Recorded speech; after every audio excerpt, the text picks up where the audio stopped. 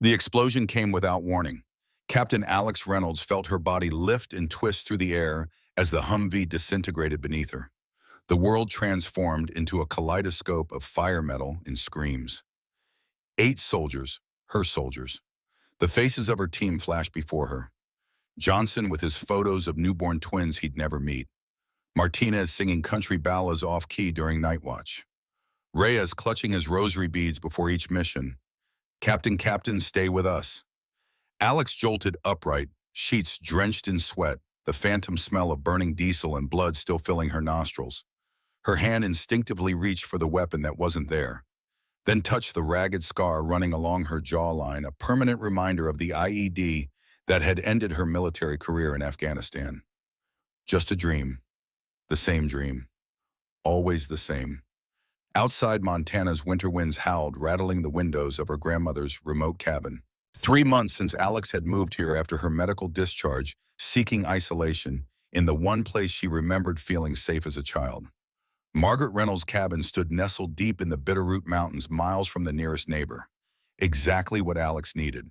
The digital clock on her bedside table read 2:37 a.m. Alex swung her feet to the floor, knowing from experience that sleep wouldn't return. 8 years of military service had trained her to function on minimal rest, but the nightmares were wearing her down in ways even Ranger School hadn't prepared her for. In the small bathroom, Alex splashed cold water on her face, avoiding her reflection in the mirror. At 32, she looked older than her years, eyes hardened by what she'd seen, what she'd done, what she'd lost. Only 3 of her 8-person unit had survived that day in Kandahar province. The Army psychologist called it survivor's guilt. Alex called it her constant companion. The cabin creaked and settled around her as she moved to the kitchen.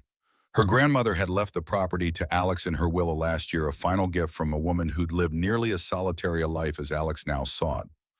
Margaret Reynolds had been a mystery in many ways, stern and private, speaking little of her past. Alex lit the wood stove and put on a kettle for tea. Sleep was a lost cause now. As the water heated, she noticed her grandmother's old chest of drawers in the corner, still mostly unexplored since Alex's arrival. Perhaps tonight's darkness could be filled with something other than memories. The top drawer contained practical items, maps of the surrounding wilderness, compass, binoculars, field guides to local flora and fauna. The second drawer held Margaret's personal effects, reading glasses, letters from colleagues, photographs of research expeditions. It was the bottom drawer that caught Alex's attention. A leather-bound journal with yellowed pages and a university seal embossed on its cover. Opening it revealed meticulous notes on wolf behavior written in Margaret's precise handwriting.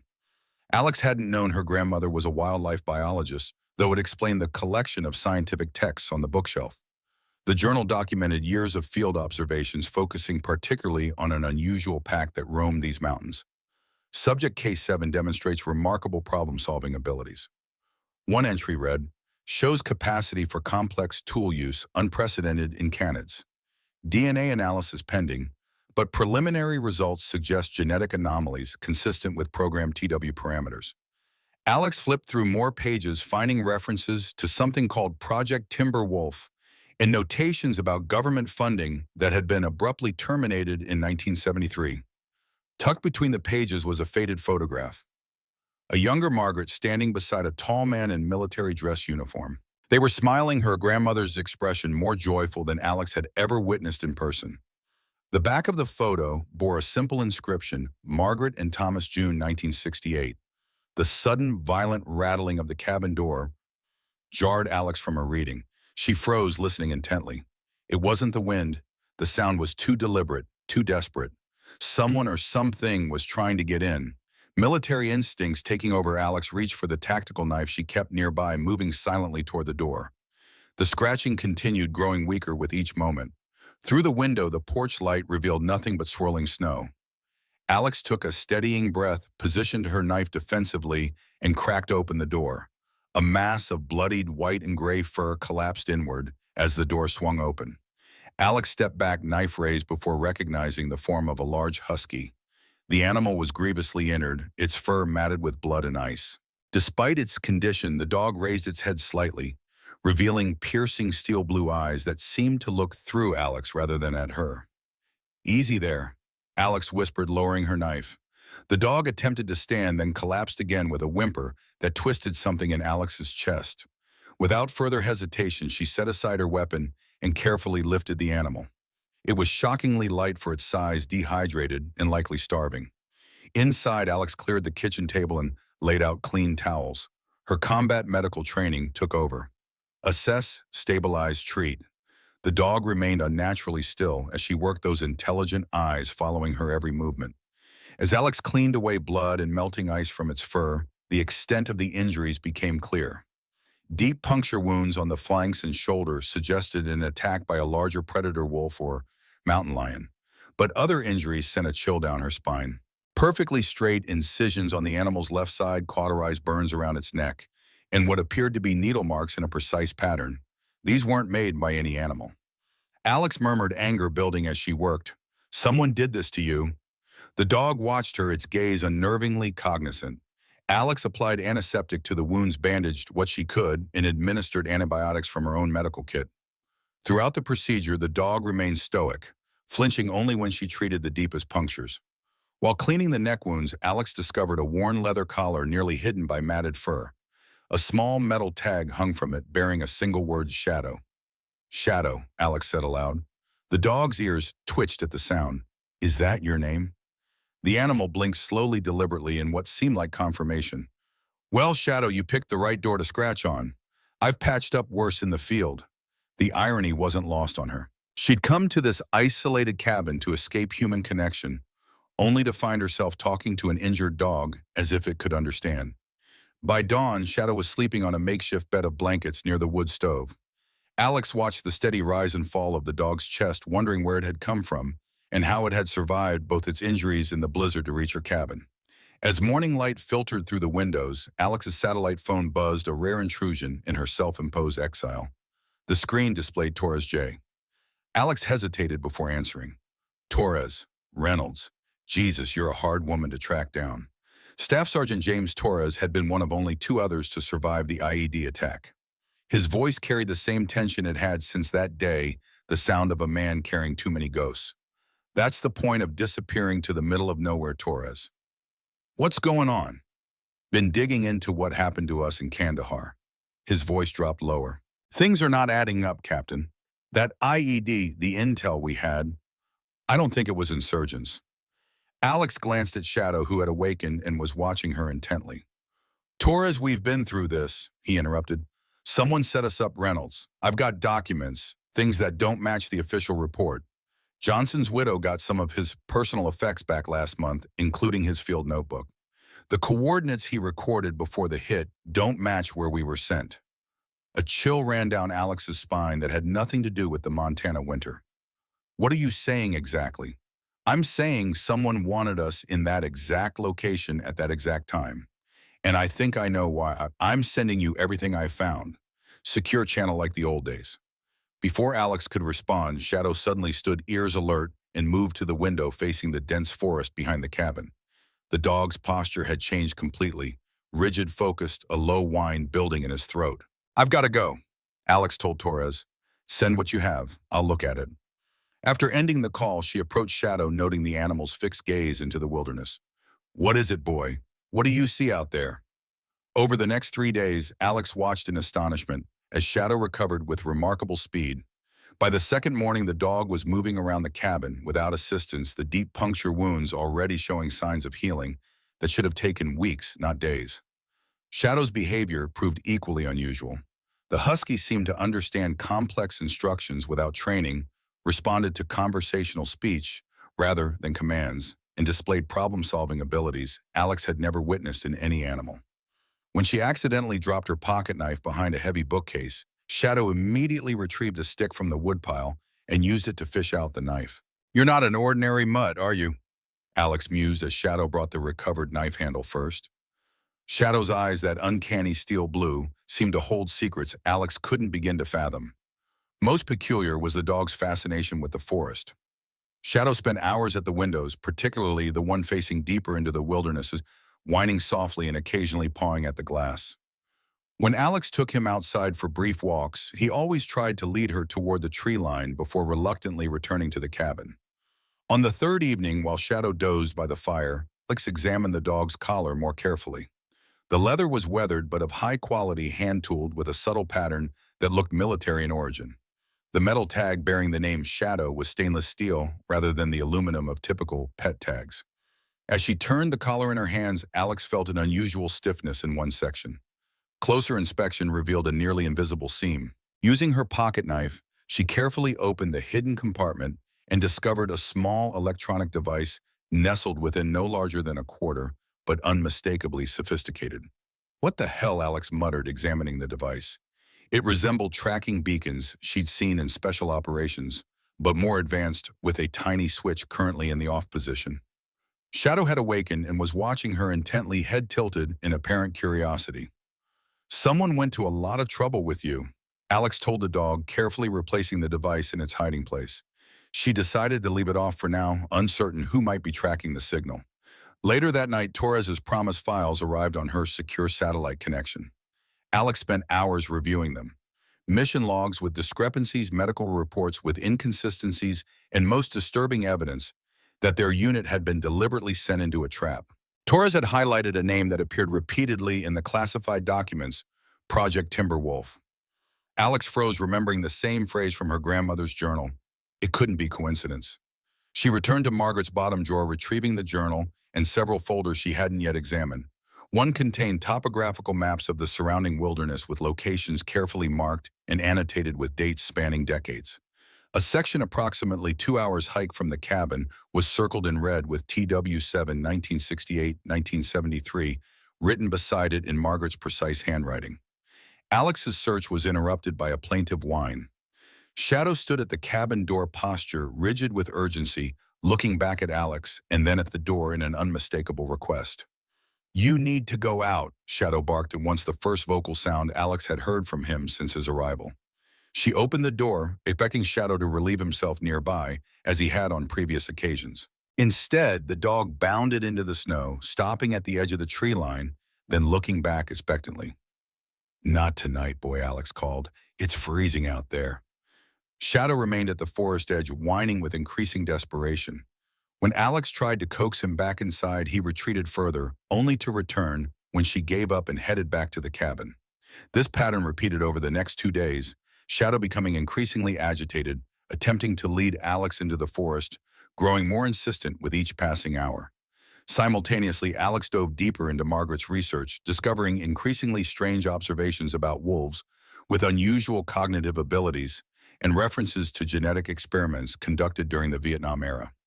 On the 5th morning since Shadow's arrival, Alex was awakened by her satellite phone. "Torres again. Reynolds, you've seen what I sent." His voice was tight, wary. "Yes, it's disturbing. It gets worse. I've been followed for the past week. Someone searched my apartment yesterday while I was out. Reynolds, whatever happened to us in Kandahar, it's connected to something bigger. Something old." "Project Timberwolf?" Alex asked. A long pause. "How do you know that name?" "My grandmother's research, she was studying wolves in these mountains, mentioned the project in her journals from the late 60s and early 70s. "Jesus Christ," Torres whispered. "Reynolds, listen to me. Be careful." The line went dead. Alex tried calling back several times without success. As she lowered the phone, she noticed Shadow standing by the door, more determined than ever, a low whine building in his throat. "He knows something," Alex realized. "You're trying to show me something out there, aren't you?" Shadow's ears perked forward, his entire body tensing with anticipation. Alex made her decision. "Okay, boy, tomorrow at first light we go." That night, Alex prepared methodically, military training, overriding any hesitation. She packed a small backpack with emergency supplies. First aid kit, protein bars, water purification tablets, fire starter, emergency blanket, compass, knife, and flashlight. She dressed in thermal layers and waterproof outer gear, loaded her hunting rifle, and secured additional ammunition. As dawn broke over the mountains, painting the snow-covered landscape in pink and gold, Alex secured the cabin and turned to Shadow, who stood alert and eager at the tree line. "Lead the way," she said. Shadow moved into the forest with surprising speed and confidence, occasionally looking back to ensure Alex followed. Despite his recent injuries, the dog navigated the difficult terrain, effortlessly choosing paths that avoided the deepest snow. Alex maintained her situational awareness as they traveled, marking their trail and noting landmarks. An hour into their journey, she noticed something unusual. Three parallel scratches on a tree trunk, too uniform to be natural. Someone made these. She murmured, tracing the marks with her gloved finger. Shadow barked softly, continuing along what Alex now recognized as a deliberately marked trail. Every quarter mile or so, another tree bore the same three-line marking, creating a path invisible to casual observers, but clear to those who knew what to look for. The morning sun climbed higher as they descended into a narrow valley, Shadow maintaining a steady pace. 2 hours into their hike, they crossed a frozen stream, and Alex spotted unusual tracks in the snow, too large for a wolf with an odd gait pattern she couldn't identify. Shortly afterwards, Shadow suddenly froze, hackles rising, a low growl building in his throat. Alex immediately dropped into a defensive crouch, rifle ready, scanning their surroundings for threats. Shadow wasn't looking at movement, but at something partially buried in the snow ahead. Alex approached cautiously, keeping Shadow behind her. The body of a man lay in a small clearing partially covered by fresh snowfall. He wore expensive hunting gear, a high-powered rifle still clutched in frozen hands. From the condition of the body, Alex estimated he had been dead for 2 to 3 days. The cause of death was apparent: massive trauma to the throat and chest consistent with a large predator attack. But something wasn't right. The spacing and pattern of the wounds didn't match any predator Alex knew, and there were the same surgical-like cuts she had seen on Shadow.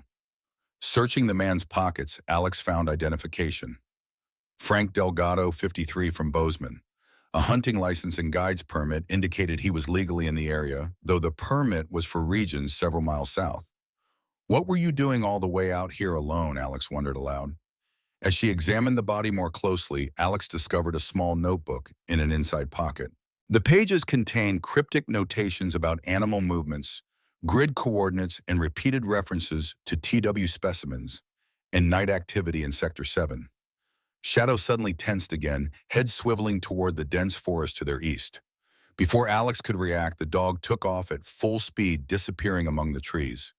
"Shadow," Alex called, but the dog was already gone. Marking Delgado's location on her GPS to report later, Alex followed Shadow's tracks through increasingly rough terrain. The dog moved with purpose, following what appeared to be an invisible trail only he could detect. After 20 minutes of difficult hiking, Alex reached the edge of a steep ridge. Shadow stood waiting, staring down into the small valley below. Following his gaze, Alex saw thin wisps of smoke rising from among the trees. Someone was down there. Alex moved beside Shadow, dropping to her stomach at the ridge edge to maintain a low profile. Using her binoculars, she scanned the valley floor until she located the source of the smoke. A dilapidated cabin, nearly invisible under snow and overgrowth, tucked against the base of the opposite slope. "Is that where you're trying to take me?" she whispered to Shadow. The dog whined softly, pressing against her leg with unmistakable urgency. Alex studied the cabin and its surroundings carefully. No footprints disturbed the snow around the structure, suggesting either no one had left recently or fresh snowfall had covered their tracks. The building itself was in poor condition. Wooden walls, weathered gray, one window boarded over the small porch, sagging beneath accumulated snow. Something about the place felt wrong. Alex trusted that instinct. It had saved her life more than once in Afghanistan. "We need to approach carefully," she told Shadow, who seemed to understand perfectly.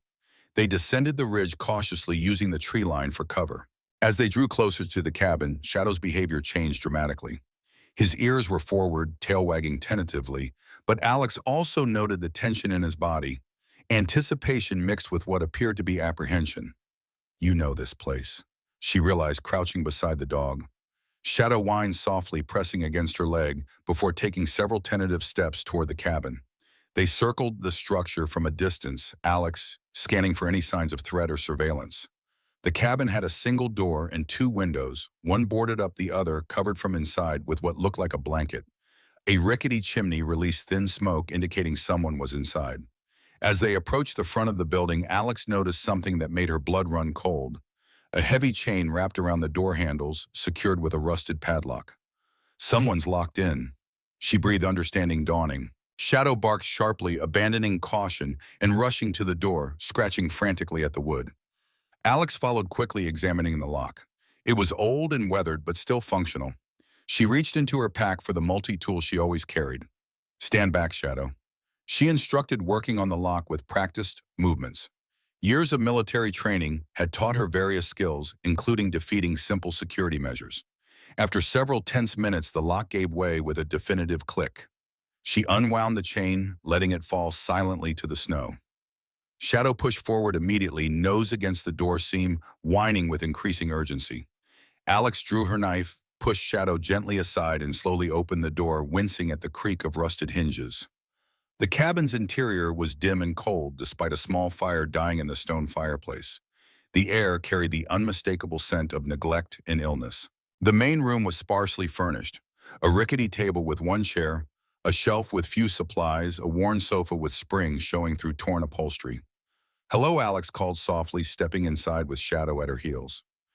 "Anyone here?" No response came, but Shadow moved confidently through the small room, heading toward a door at the back. A thin layer of dust covered everything except a path between the fireplace, the back door, and the front entrance. The back door was partially ajar. Shadow pawed at it, whining insistently. Alex approached cautiously, pushing it open with her rifle barrel. The room beyond was even darker, a small bedroom with the window covered by a tattered blanket. In the dim light, Alex could make out a figure on a narrow bed lying motionless beneath several threadbare blankets. Shadow rushed forward, going straight to the bed and whining softly, his nose gently nudging the figure. Alex quickly crossed to the window and pulled aside the blanket, letting in daylight. What she saw made her breath catch. An elderly man lay on the bed, his weathered face gaunt and pale white hair wild around his head. But what truly shocked Alex was the handcuff securing his left wrist to the metal bed frame. The skin beneath the cuff was raw and scabbed evidence of futile attempts to free himself. "Sir, can you hear me?" Alex set down her rifle and immediately checked for a pulse. It was there, but weak and irregular. The man's skin felt ice cold despite the blankets. Severe hypothermia, Alex recognized, along with signs of dehydration and malnutrition. Shadow licked the man's face gently, whimpering with what sounded disturbingly like grief. The dog clearly knew this person and cared deeply for him. Alex worked quickly, her combat medical training taking over. She found a key ring hanging on a nail by the doorway, and after trying several keys, managed to unlock the handcuff. The elderly man didn't stir during the process, his breathing shallow and labored. "We need to warm him up slowly," Alex told Shadow, who watched her every move. She returned to the main room, stoked the dying fire, and added more wood from a small pile beside the hearth. Then she searched the cabin for additional blankets, water, or anything else that might help. On the rickety table lay a leather-bound journal. Alex hesitated only briefly before opening it, hoping for information that might help the unconscious man. The handwriting was shaky but legible, dated entries spanning months. "December 10th, she read quietly. "Maxwell came today, brought supplies, but took the radio again. Says it needs fixing, but I know he's lying. 3 months in this prison now. He thinks I'll tell him where the documents are. I'll die first." Alex flipped through more pages, her concern deepening with each entry. According to the journal, the man who referred to himself as Thomas had been imprisoned in the cabin by someone named Maxwell, apparently his nephew. The dispute centered around mining claim documents that Thomas refused to surrender. But there was more. Scattered references to classified operations, Laos 1968, and Project Timber Wolf, the same project mentioned in her grandmother's research and in Tora's files. Thomas's writing became increasingly paranoid as the entries progressed, suggesting that Maxwell was not just after mining claims, but also information about a covert military operation. The final entry was dated just 3 days earlier. "Storm coming. Maxwell dropped minimal supplies." Threatened Shadow when he growled, "I fear for him if Maxwell returns. The fire won't last much longer. So cold now. Margaret, I'm sorry I never returned to you." Alex looked up from the journal to Shadow, who had returned to Thomas's side. "You escaped," she realized. "You got away from Maxwell and went for help." Shadow's blue eyes met hers, and again she had that unsettling feeling of human intelligence in the animal's gaze. A soft moan from the bed drew Alex's attention. Thomas was stirring slightly, his eyes still closed. "Water," Alex said to herself, finding a relatively clean cup and filling it from a bucket by the kitchen area. She carefully lifted Thomas's head, helping him take small sips. "Margaret," the man whispered, his voice cracked and faint. "Is that you, finally?" "No, sir," Alex replied gently. "My name is Alex. I found your dog. Shadow led me here to help you." Thomas's eyes fluttered open, revealing pale blue irises clouded with confusion. Shadow, he got away. Good boy. His gaze drifted around the room before settling on Alex's face. You military. Alex was surprised by the observation. Yes, sir. Army Ranger. How did you know? A weak smile touched Thomas's lips. The way you move. My brother was a Marine. Vietnam. His eyes began to close again. Maxwell, my nephew. He'll be back tomorrow, maybe. Don't worry about that now, Alex assured him, checking his pulse again. It was still dangerously weak. I need to get you warm and stabilized. Then we'll figure out what to do about Maxwell. As Alex worked to improve Thomas's condition, Shadow suddenly tensed, head snapping toward the front of the cabin, ears alert. A low growl rumbled in his throat. Shadow. Alex whispered, instantly on alert. What is it? The dog's hackles rose as he moved silently toward the cabin's entrance. Alex retrieved her rifle and followed, every sense heightened. Through the front window, she caught a glimpse of movement, someone approaching through the trees. Maxwell, she breathed, understanding Shadow's reaction. She had minutes, perhaps seconds, to decide her next move. The elderly man behind her was in no condition to be moved, especially not through the freezing forest. But whoever was coming, had kept him prisoner, had likely been responsible for Shadow's injuries, and would certainly be a threat. Alex positioned herself strategically beside the front door, rifle, ready but not raised. Shadow stood beside her, trembling, not with fear, but with barely contained aggression. Easy, she murmured to the dog. Let's see what we're dealing with first.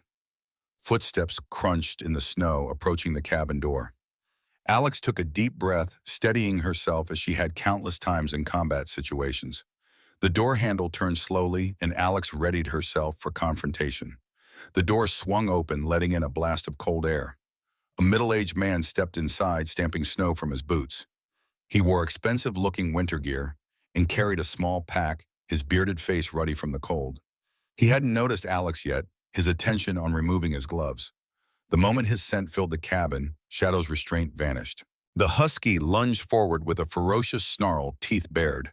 The man recoiled in shock, stumbling backward. Shadow, he exclaimed, genuine surprise in his voice.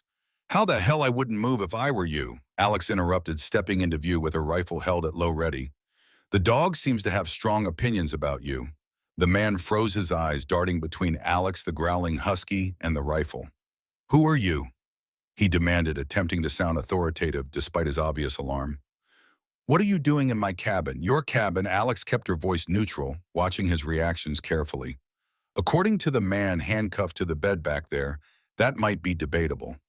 A series of emotions crossed the man's face. Surprise, calculation, then a mask of concern. My uncle, he asked, his tone shifting to worry. You found him? Thank God, I've been so worried. He wandered off during the last storm.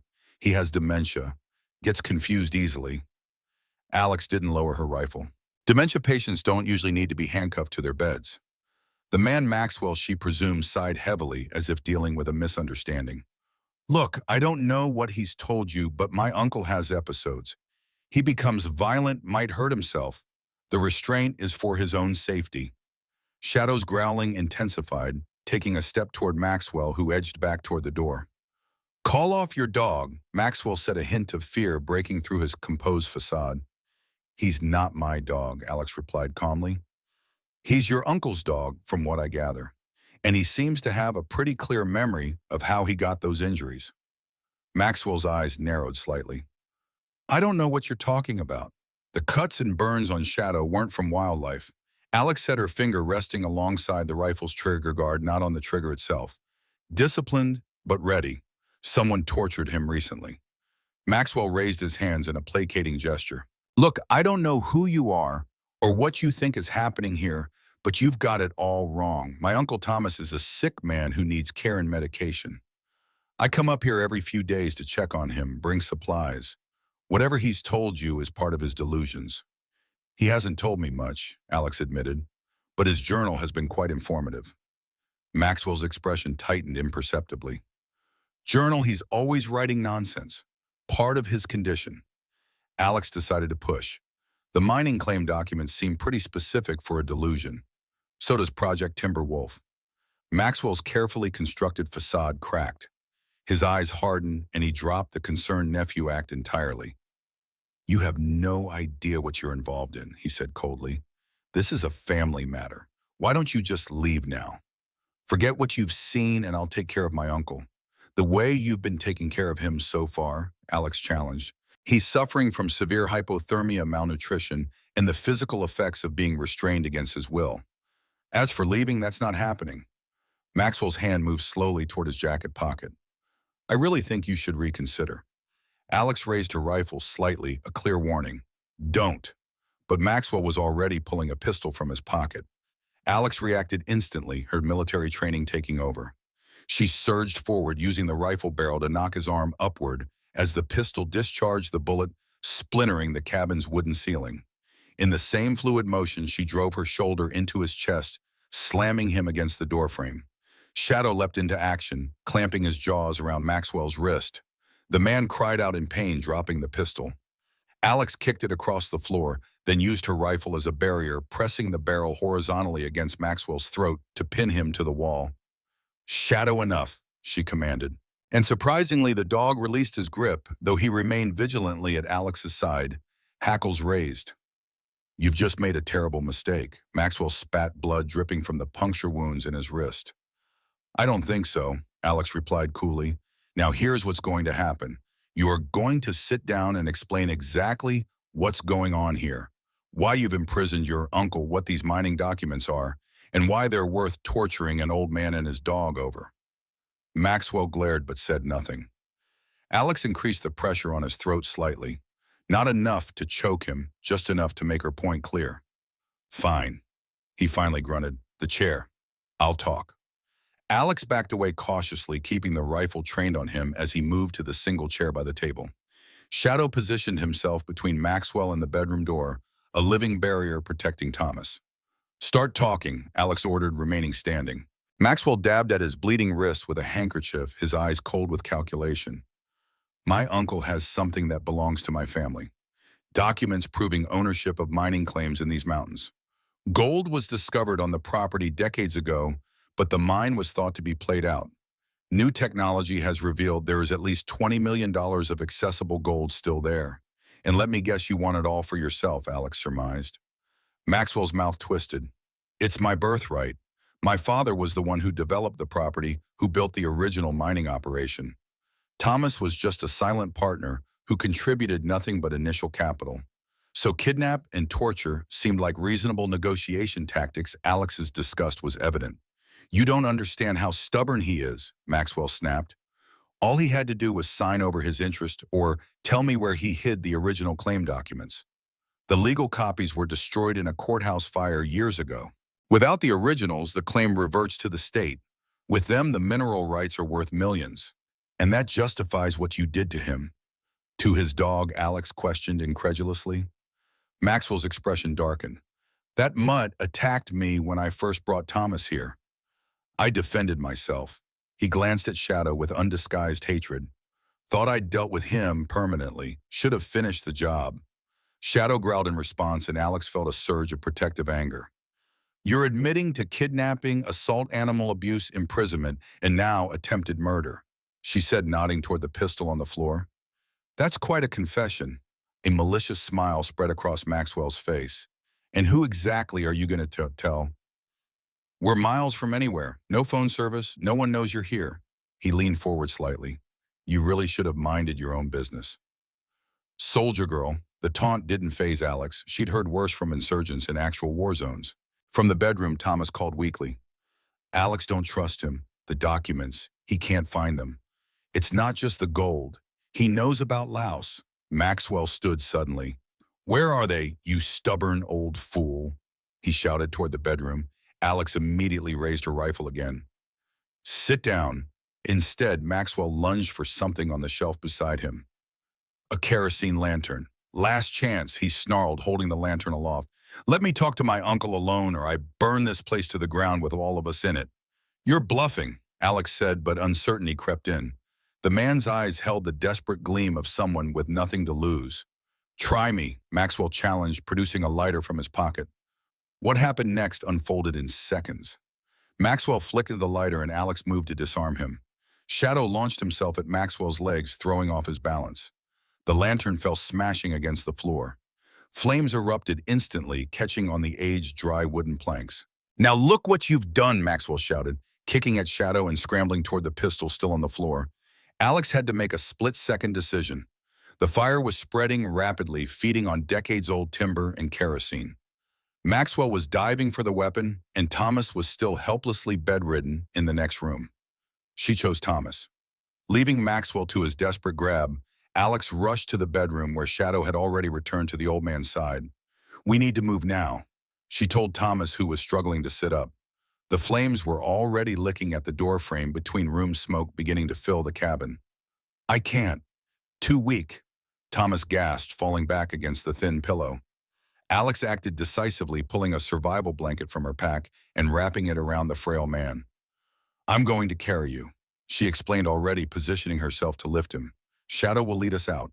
From the main room came the sound of Maxwell coughing amid the thickening smoke. "You won't make it," he shouted.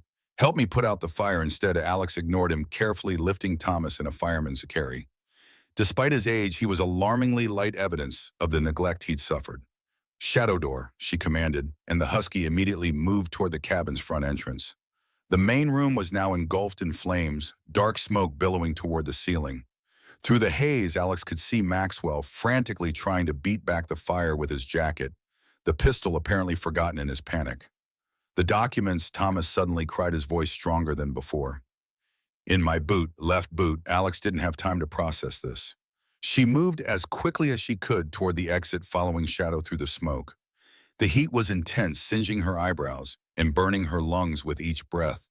They burst through the door into the blessed cold of the winter air, Alex staggering slightly under Thomas's weight. Shadow led them several yards from the cabin before Alex gently set Thomas down in the snow, making sure the survival blanket protected him from the freezing ground. A crash from the cabin drew their attention. Part of the roof had collapsed inward, sending a shower of sparks into the sky.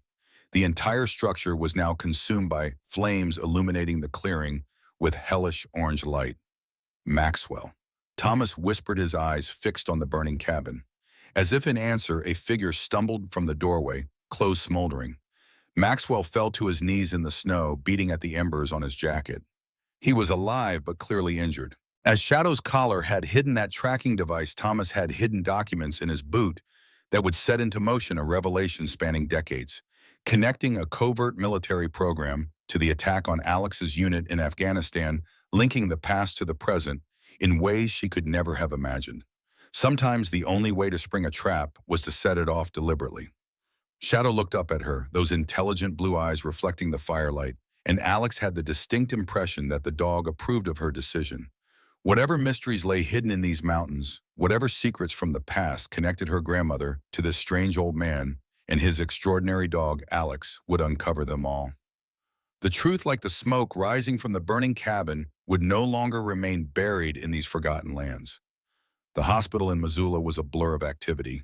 Thomas was whisked away to the intensive care unit medical staff, shouting terms like severe hypothermia and respiratory distress. Despite Alex's protests, Shadow was initially barred from entering the hospital until a doctor recognized the dog's extraordinary attachment to Thomas and made an exception for a service animal.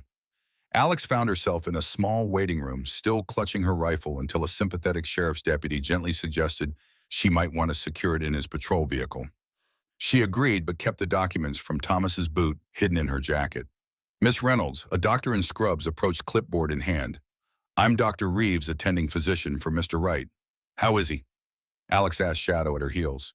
"Stable but critical. Severe hypothermia, pneumonia in both lungs, malnutrition, dehydration. The restraint injuries on his wrist are infected." The doctor's expression turned grim. Sheriff Holden mentioned possible imprisonment and abuse. "Yes," Alex confirmed. His nephew kept him captive in a remote cabin for months, trying to force him to reveal the location of valuable documents. Dr. Reeves shook his head in disbelief. "Well, he's receiving treatment now. We've got him warming slowly, antibiotics for the pneumonia, fluids for the dehydration."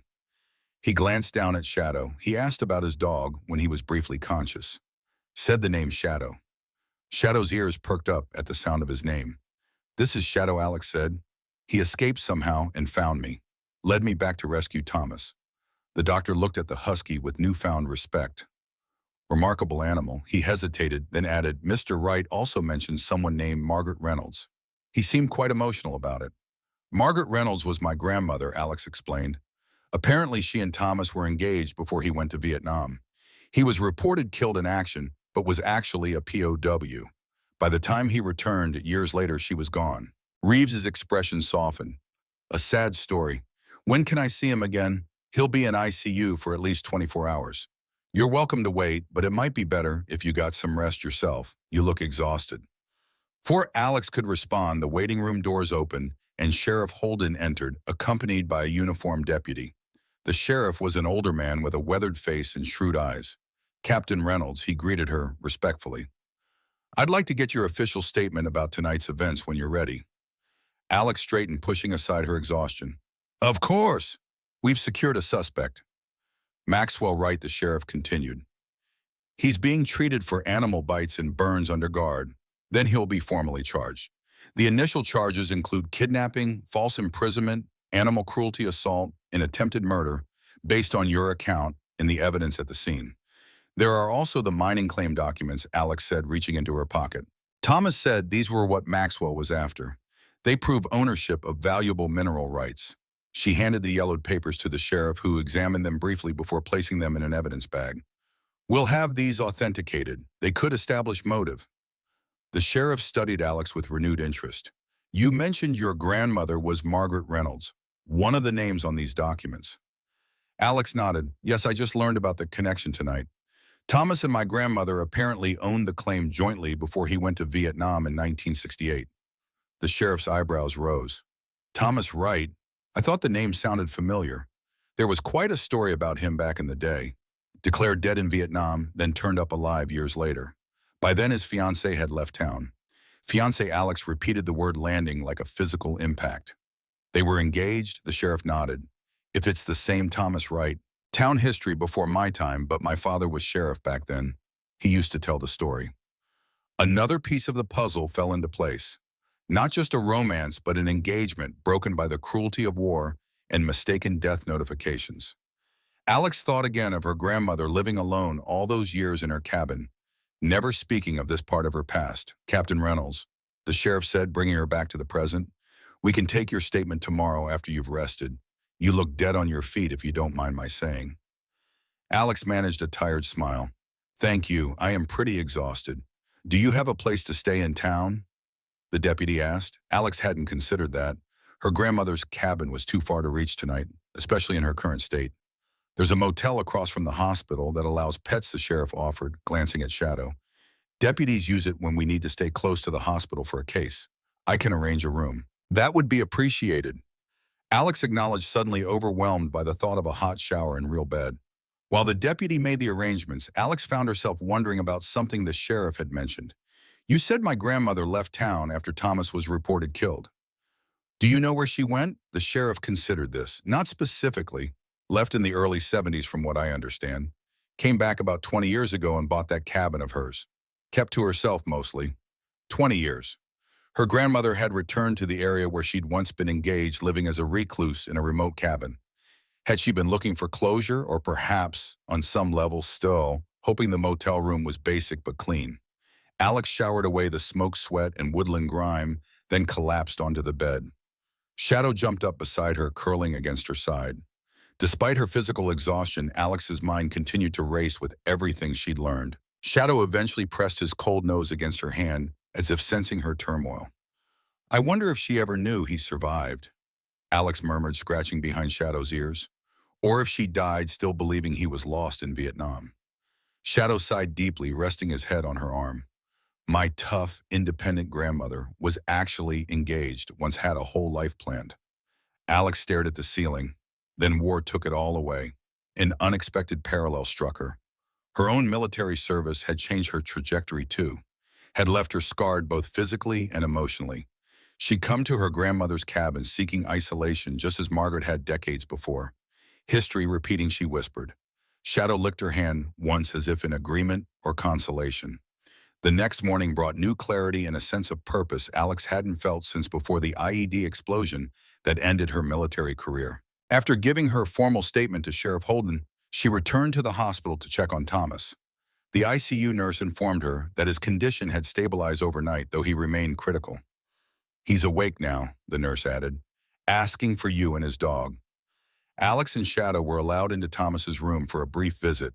The elderly man looked frail against the white hospital sheets, oxygen tubes in his nose, and multiple IVs in his arms. But his eyes were clearer, more alert. "Alex," he greeted her, his voice weak but steady. "And Shadow, my rescuers.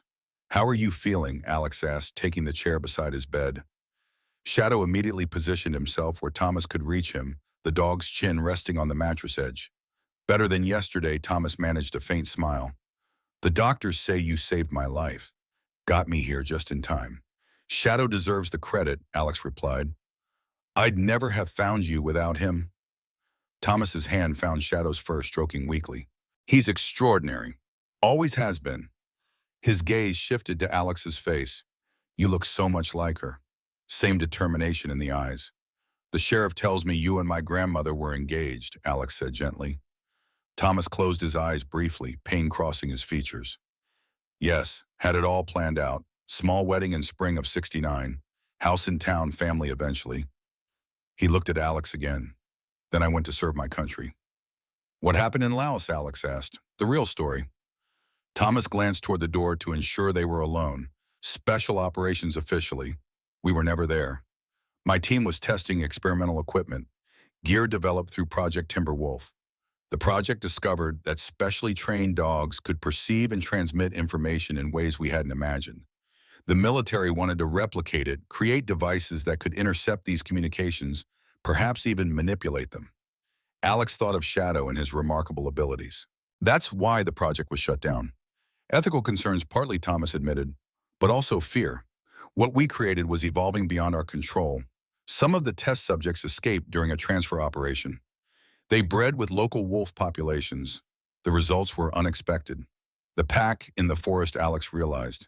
"They're descendants of the project's subjects." Thomas nodded. "Margaret tracked them for decades. Her official research was wolf migration patterns, but she was really documenting the development of these hybrids, their social structures, communication methods, problem-solving abilities." "And Shadow, where does he fit in?" Thomas's expression softened as he looked at the husky. "Shadow represents Margaret's final work.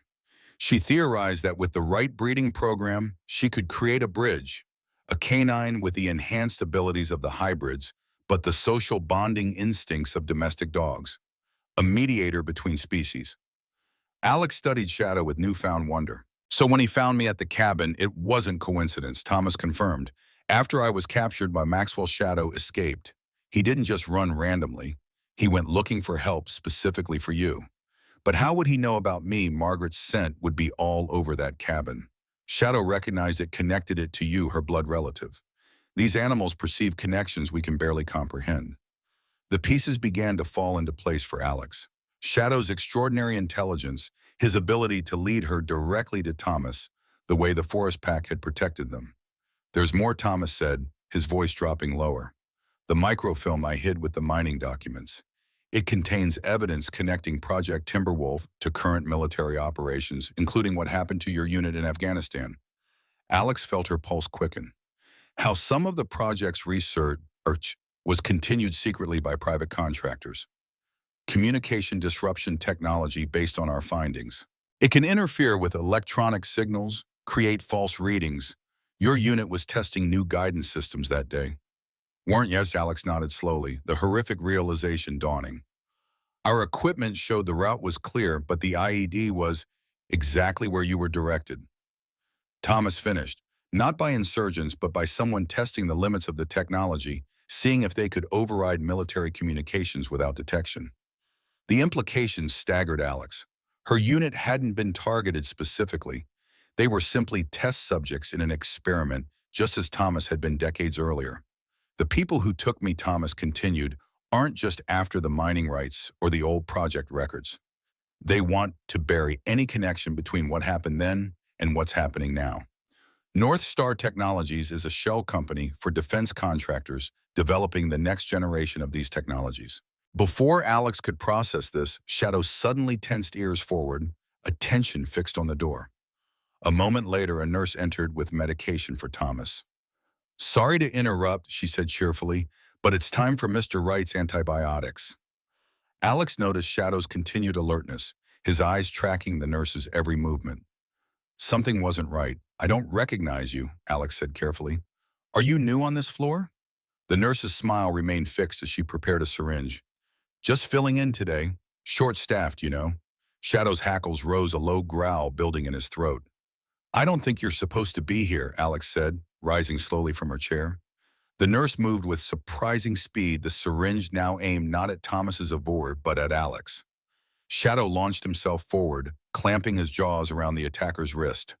The syringe clattered to the floor as the woman cried out in pain. Alex tackled her against the wall, using her military training to quickly subdue the struggling assailant. "Who sent you?" she demanded. The woman's only response was a venomous glare. The commotion brought hospital security running. Within minutes, Sheriff Holden arrived, taking the would-be assassin into custody. She had false ID, the sheriff reported, after checking her credentials. "Professional job. We're running her prints now," North Star Thomas said weakly from the bed. "They won't stop." The sheriff looked troubled. "I've stationed a deputy outside this room, but I can't guarantee his safety here. This hospital isn't equipped for this kind of security threat." "Then we need to move him," Alex decided. "Somewhere they won't expect." "Where did you have in mind?" the sheriff asked. Alex exchanged a look with Shadow, who seemed to understand perfectly what she was thinking. "My grandmother's cabin," she said. "It's remote defensible, in the last place they'd look for him right now." "That's hours from medical care," the sheriff protested. "I have medical training," Alex countered, "and it sounds like the hospital isn't safe anyway." After consulting with Dr. Reeves, a plan was formed. Thomas would be officially transferred to a facility in Bozeman, but the ambulance would actually take him to Alex's cabin once his condition stabilized enough for travel. As they finalized the arrangements, Alex stood by the window, watching the parking lot below for any sign of surveillance. Shadow remained vigilant beside her, a constant, reassuring presence. "You know," she said quietly to the husky, "when I found you at my door that night, I thought I was rescuing you. But you were rescuing me all along, weren't you?" Shadow looked up at her, those intelligent, blue eyes seeming to convey understanding beyond words. He had led her not just to Thomas, but to the truth about her grandmother, about her own military service, about a legacy she never knew existed. For the first time since the explosion in Afghanistan, Alex felt a sense of purpose beyond survival. There were answers to find, justice to pursue, and a remarkable inheritance to protect. Not just mining rights, but the extraordinary beings her grandmother had helped create. The forest surrounding Margaret's cabin held secrets that had been buried for decades. Alex intended to uncover them all with Shadow as her guide. As if reading her thoughts, Shadow pressed against her leg, his posture conveying unmistakable determination. Whatever came next, they would face it together. 3 days after the attempted assassination at Missoula General Hospital, Alex guided her truck along the snow-covered forest road leading to her grandmother's cabin. Beside her, Shadow maintained his vigilant watch through the passenger window, occasionally whining softly when they passed certain landmarks in the wilderness. In the back seat, Thomas Wright dozed, fitfully bundled beneath thermal blankets, his breath fogging the windows. "Almost there," Alex said, glancing at her passengers in the rearview mirror. Sheriff Holden followed in his patrol vehicle, leading a small convoy that included an unmarked van containing medical equipment and supplies. Dr. Reeves had insisted on accompanying them, unwilling to release Thomas into Alex's care without proper medical support. The sheriff had been instrumental in arranging the covert relocation. Official records showed Thomas Wright transferred to a facility in Bozeman, while in reality he was being moved to the last place North Star would look, the very cabin where Shadow had first appeared on Alex's doorstep. As they approached the cabin, Alex tensed, scanning for any signs of intrusion or surveillance. The property appeared untouched, exactly as she had left it days earlier, though fresh animal tracks circled the perimeter, larger than typical wolf prints. They'd been watching the cabin, Alex realized, noting how the tracks never approached closer than 50 yards, as if respecting an invisible boundary. The convoy parked in the small clearing beside the cabin. Alex helped Thomas inside while the sheriff and Dr. Reeves unloaded essential medical equipment. Oxygen concentrator, IV stands, monitoring devices and medications. Shadow moved through the cabin with purpose, inspecting each room before settling near the wood stove, his posture alert but not alarmed. It's safe, Alex concluded, watching the dog's behavior. Within an hour, they had transformed the main room into a makeshift recovery ward. Thomas rested on a hospital bed borrowed from the Missoula Medical Depot, connected to monitors that tracked his vital signs. Dr. Reeves checked his patient one final time before preparing to leave. His condition is stabilizing, but he's still weak, the doctor told Alex. The antibiotics are fighting the pneumonia, but his recovery will be slow. He needs rest, warmth, proper nutrition, and his medications on schedule. Alex nodded, mentally cataloging the care instructions. I was a combat medic before officer training. I know what to watch for. I'll check back in 3 days, promised, handing her a satellite phone. Call immediately if his condition worsens. After the doctor departed, Sheriff Holden lingered, his weathered face grave with concern. You sure about this? Captain North Star has resources. Professional operatives. You're isolated out here. That's the point, Alex replied, checking the ammunition in her rifle. I'd rather face them here on ground I know than in town where civilians could get hurt. The sheriff nodded reluctantly. I've stationed deputies on the main access roads, but they can't patrol the entire forest. And officially, I can't acknowledge I know where you are. Understood. The FBI has been notified about the attempted murder at the hospital. He continued. They're sending someone from their Helena field office to interview Wright about the North Star connection. Should be here tomorrow, or the next day, weather permitting. Good, Alex said, though uncertainty nagged at her. Who could they truly trust with information this sensitive? After the sheriff departed, Alex secured the cabin, checking sight lines, setting simple alarms on approaches, arranging weapons within easy reach. Her ranger training transformed the homey cabin into a defensible position. As evening approached, Thomas awakened more lucid than he had been since his rescue. He watched Alex's preparations with knowing eyes. You've done this before, he observed, his voice stronger than it had been in the hospital. Defensive positions were my specialty in Afghanistan, she replied, setting a kettle on the wood stove. Tea, please. Thomas adjusted himself higher against the pillows. Have you examined the microfilm yet? Alex shook her head. The sheriff has the mining documents as evidence against Maxwell. But I kept the microfilm, haven't had a chance to look at it properly. From her pack, Alex retrieved the plastic sleeve containing several small microfilm slides. She hesitated, then handed them to Thomas. You should see them first, she said. You've protected them all these years. Thomas held the films carefully, as if weighing a burden he'd carried for decades.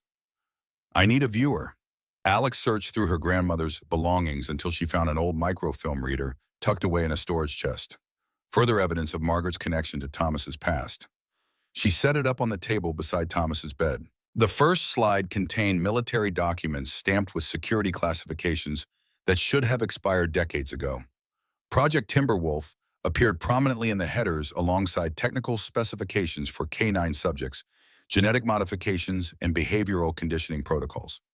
They were trying to create the perfect military working dog, Thomas explained, as they examined the documents. Enhanced senses, increased intelligence, improved communication with handlers. But something unexpected happened during the program. The next slide showed research notes in Margaret's precise handwriting. Subject K20 demonstrating unprecedented neural development. EEG patterns suggest language processing capabilities beyond any known canid species. Recommended immediate protocol revision to address ethical implications. She recognized they'd created something more than animals, Alex said quietly. Thomas nodded. The military wanted weapons. Margaret saw sentient beings worthy of protection. He advanced to the next slide.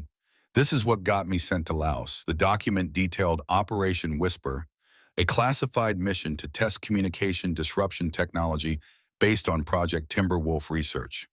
The technology could intercept and manipulate electronic signals, creating false readings on enemy equipment. Thomas had been part of a special operations team deployed to test the system's combat effectiveness. We were captured during the operation, Thomas said, his voice distant with memory. The technology failed catastrophically, attracted enemy attention instead of diverting it. 3 of my team died immediately, 2 more in the prison camp. I was the only survivor. But you were reported killed in action, Alex said, the pieces finally connecting. That was deliberate, Thomas revealed, his voice hardening. The government needed me to disappear. I'd seen too much. The illegal operations in Laos. The experimentation on soldiers without consent, the catastrophic failures they were trying to cover up. Alex stared at him, processing this revelation. They deliberately falsified your death. When I escaped the prison camp and made it to a U.S. embassy in Thailand, I was debriefed by men who weren't regular military, Thomas explained. They made it clear I had a choice: remain officially dead and accept a generous pension under a new identity, or risk becoming actually dead. They couldn't risk what I knew becoming public. His voice dropped lower. The records in these films prove it. My death notification wasn't a mistake. It was policy. They deliberately kept me from contacting Margaret or anyone from my past life. They wanted to erase every connection to Project Timberwolf in the Laos operation. Alex felt her hands tighten into fists. The government had deliberately separated her grandmother from the man she loved, manufacturing a tragedy to protect classified secrets. The personal cost meant nothing to them, so you made your own insurance policy. These documents, plus what I knew about classified operations in Laos. I made copies arranged for their release if anything happened to me. Thomas's eyes met hers. They left me alone after that, until recently. What changed? New administration, new military priorities. Someone connected the dots between Operation Whisper and modern signal disruption technologies being developed for drone warfare and autonomous weapon systems. Thomas gestured to the next slide, including what happened to your unit in Afghanistan. The microfilm showed technical specifications for a field frequency disruptor that could manipulate guidance systems and communications, creating false readings or directing targets to specific locations. The document was dated 2 months before Alex's unit was hit by the IED. We were test subjects, Alex whispered, the devastating truth settling over her like a physical weight. They deliberately sent us into that kill zone to test their technology, just like my team in Laos. Thomas confirmed grimly. History repeating itself. Shadow whined softly from his position near the wood stove, as if understanding the gravity of their discovery. But the mining claim documents are what caught Maxwell's attention. Initially, Thomas continued advancing the microfilm. Look at these geological surveys. The images revealed topographical surveys of the mining claim property, showing not just gold deposits, but extensive rare earth elements, neodymium, dysprosium, yttrium, critical components for advanced weapon systems and communications technology. These aren't just valuable minerals, Alex realized, studying the surveys more closely. These are strategic resources critical for next-generation military technology. The Defense Department has been trying to secure domestic sources for years to reduce dependence on foreign suppliers. Thomas nodded. The land where Project Timberwolf operated contains minerals vital to the very technologies that evolved from the project. The gold was just a cover story. What they really want is the rare earth elements, worth billions and strategically crucial. That's why North Star is so determined, Alex said, the bigger picture emerging. They're not just a mining company, are they? Defense contractor, Thomas confirmed. One of their subsidiaries manufactures communication systems for military applications, the same technology that evolved from Project Timberwolf. They need those minerals, and they need to bury the connection to the original project. Alex stared at the geological surveys, understanding the true stakes. My grandmother knew, didn't she? That's why she bought this cabin, why she continued her research here. Margaret was brilliant, Thomas said, pride warming his voice. She figured it out decades ago. The minerals, the connection to the project, everything. It's why she returned to this area and purchased this particular cabin, to monitor both the wolf hybrids and protect the land, the pack in the forest, the ones that saved us, descendants of the original experimental subjects that escaped during the project's hasty shutdown. They've been breeding in these mountains for generations, creating their own society hidden from human interference. Thomas looked toward Shadow. Margaret studied them for years, documented their development. Eventually, she established a careful breeding program with the goal of creating a bridge between species. Shadow, Alex said, understanding dawning. The culmination of her life's work, Thomas confirmed. But he's more than just a shore with enhanced intelligence. Shadow is a true hybrid, part domestic dog, part the enhanced wolf species your grandmother studied. Thomas's voice took on a tone of wonder.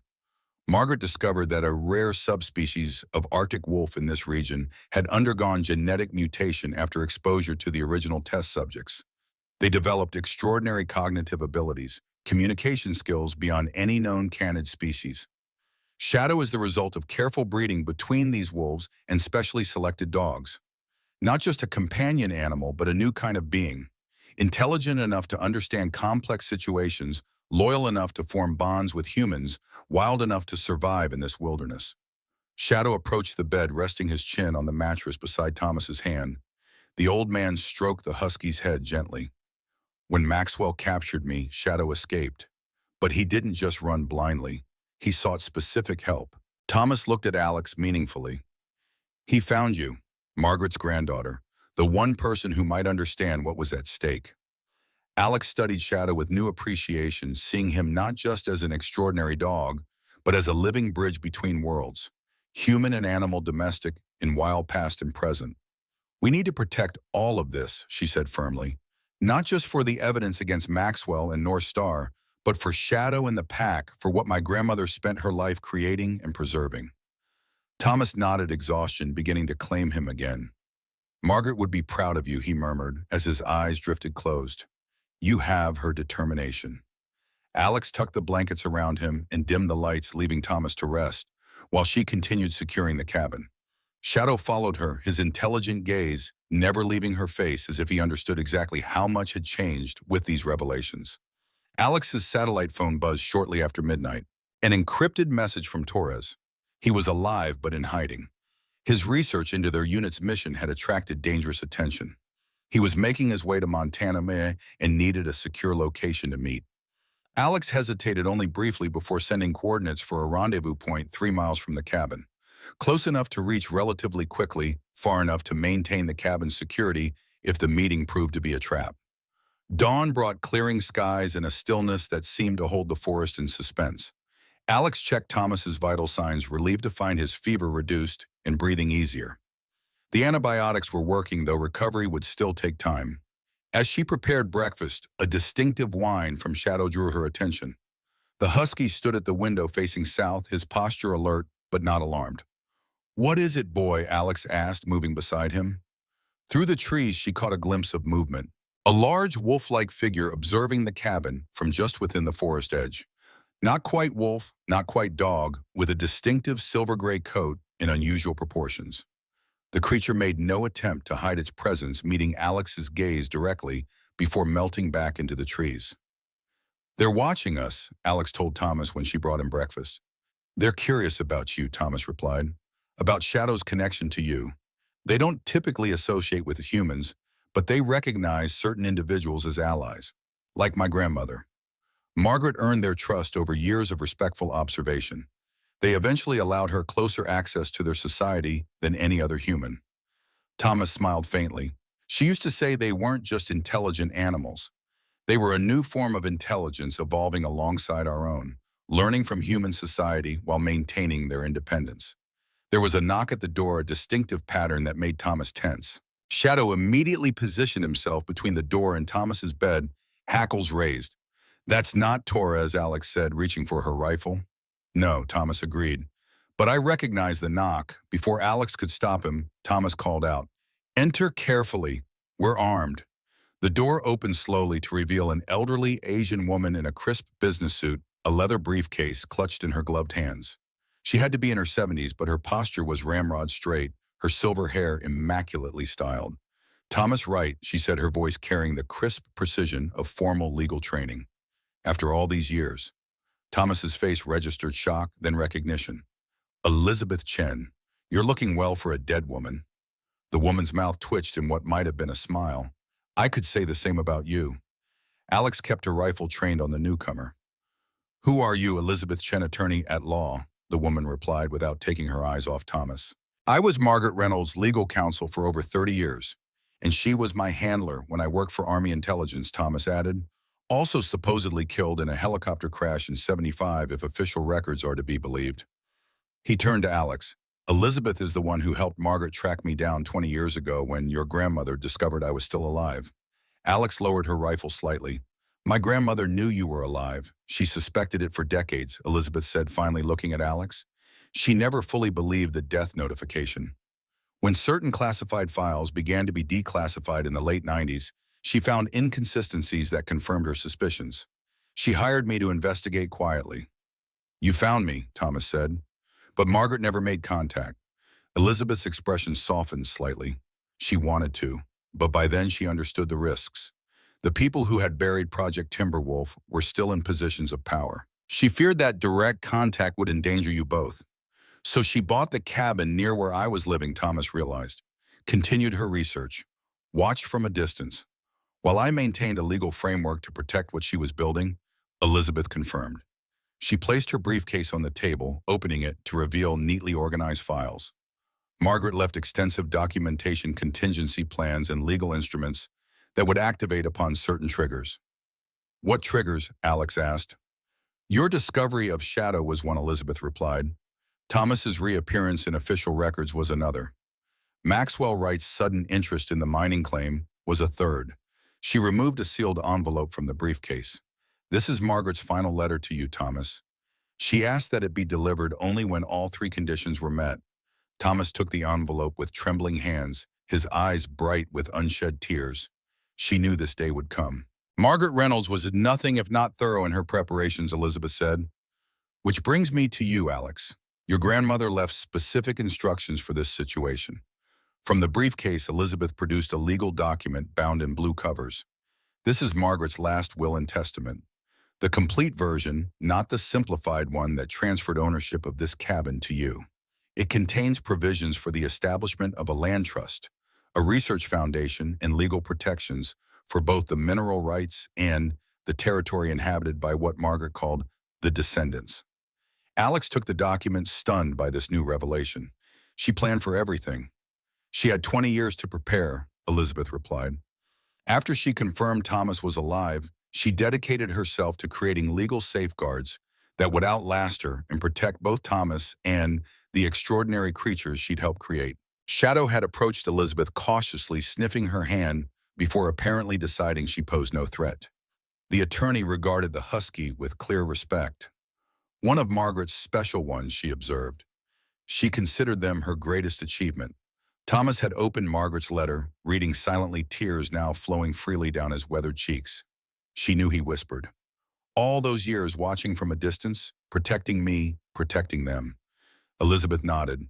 She loved you until the end, Thomas. But she understood that sometimes love means keeping your distance when proximity would bring danger. Alex felt her own eyes growing damp. The grandmother she had known, stern, private, seemingly detached, had harbored such depths of love and dedication, had sacrificed her own happiness to protect what mattered most. There's more, Elizabeth continued, turning to Alex.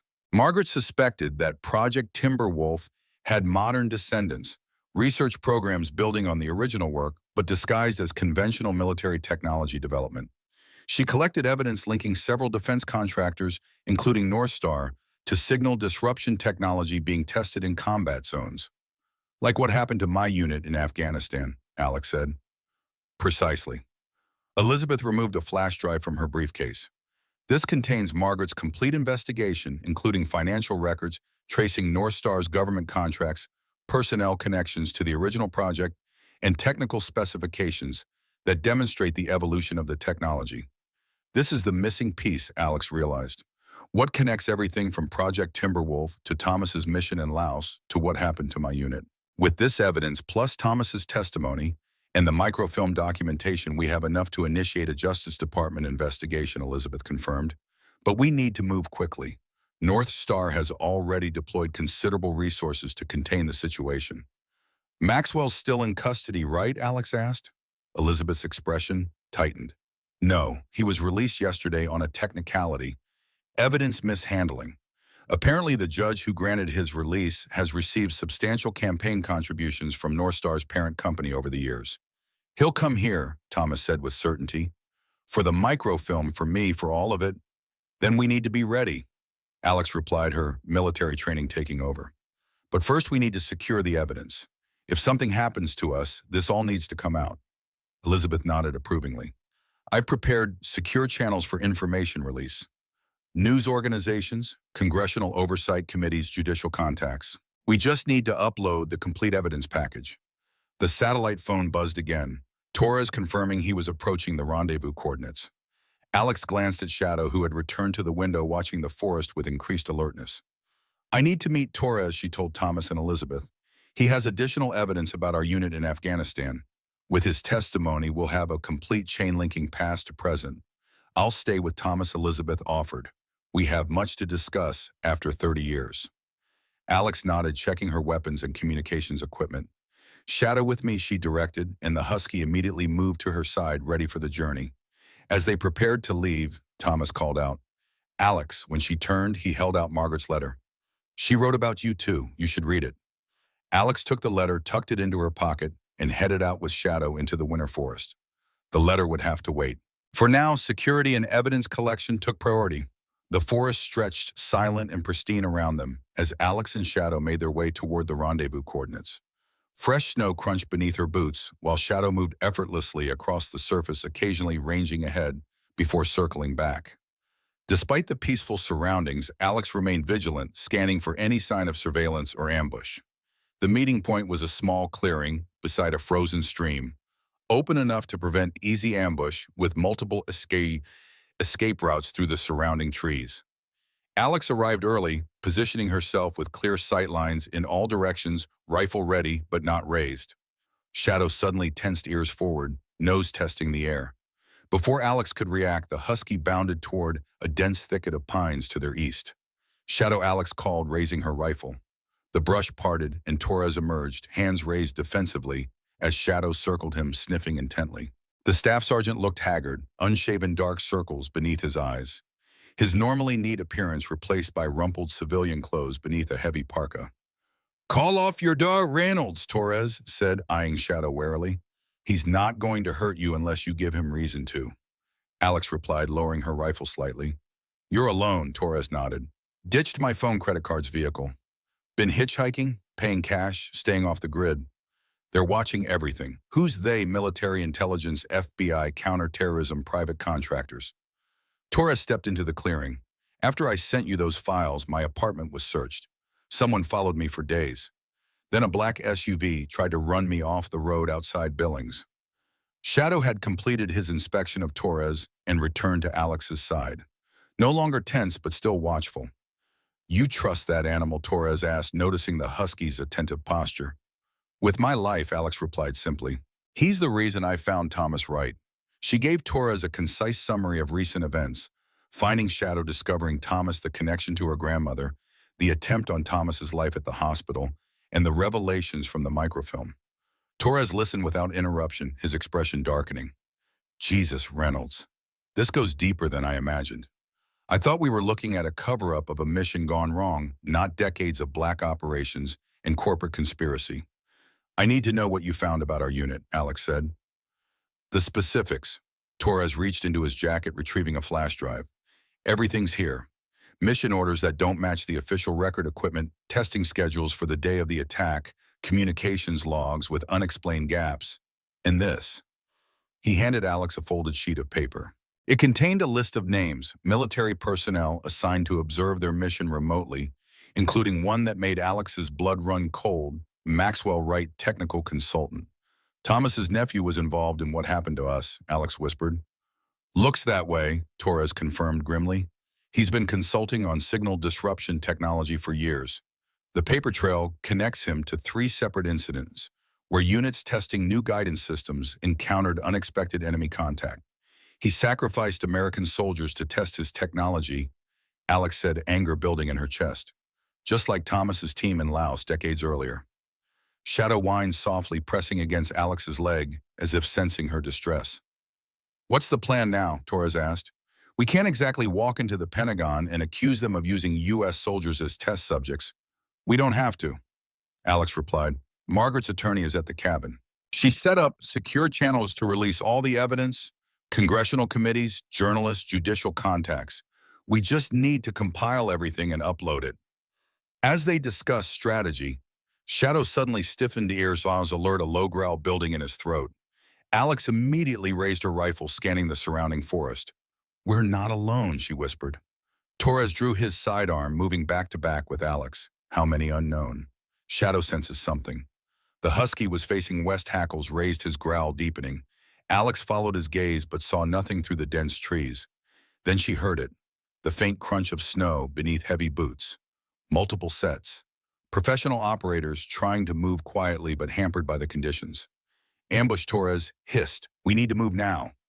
They retreated eastward using the trees for cover. Shadow led the way, moving with urgent purpose through the underbrush. Alex sensed rather than saw their pursuers changing direction to intercept. At least three individuals, possibly more, coordinating their movements with tactical precision.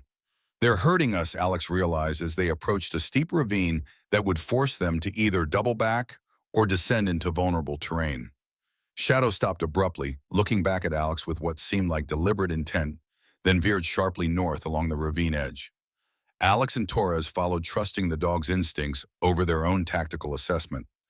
100 yards further, Shadow ducked beneath a fallen pine that bridged a narrow section of the ravine.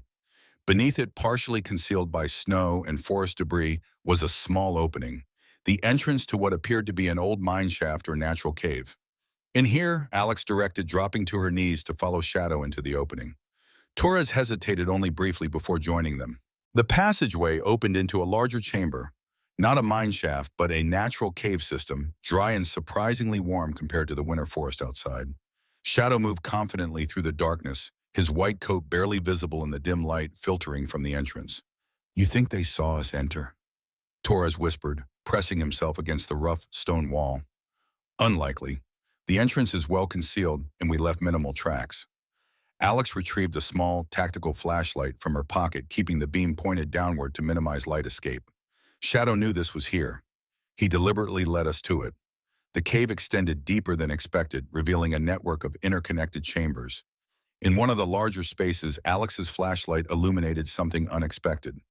Old camping equipment, research gear, and metal storage containers stacked against the far wall. "Someone's been using this place," Torres observed, examining the equipment. Alex approached one of the containers, finding it unlocked. Inside were notebooks, maps, and research materials, all in her grandmother's distinctive handwriting. This was Margaret's research station, she realized, a hidden base for observing the forest pack. The notebooks contained years of detailed observations, pack movements, behaviors, communication patterns, genetic analysis.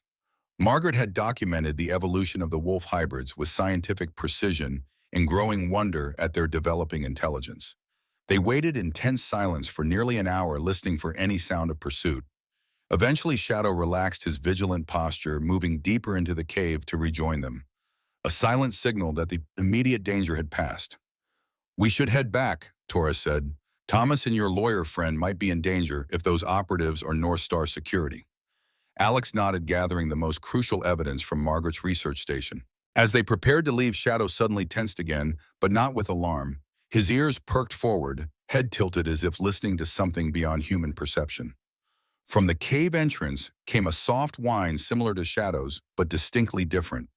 Shadow responded with a quiet bark, and moments later, a second husky appeared in the chamber, nearly identical to Shadow but with subtle differences in markings.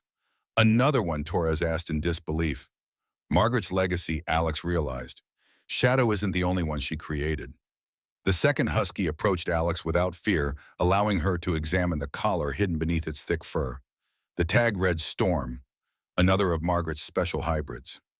"I think it's trying to tell us something," Alex said as Storm pawed anxiously at the ground, then turned toward the exit. "Maybe we should follow it," Torres suggested.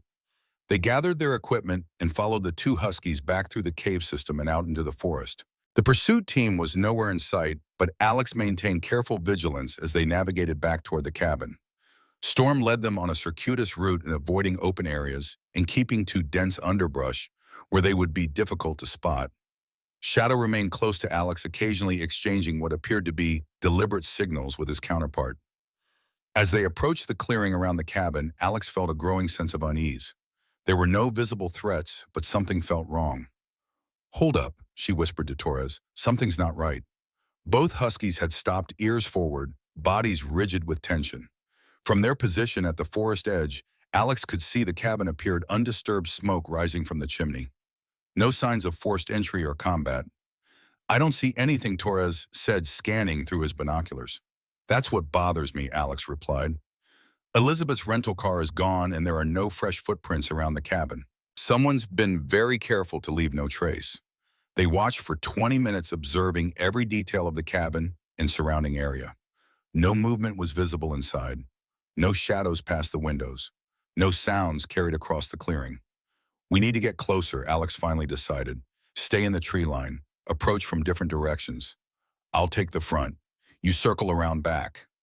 Torres nodded, moving silently through the forest while Alex continued her careful observation.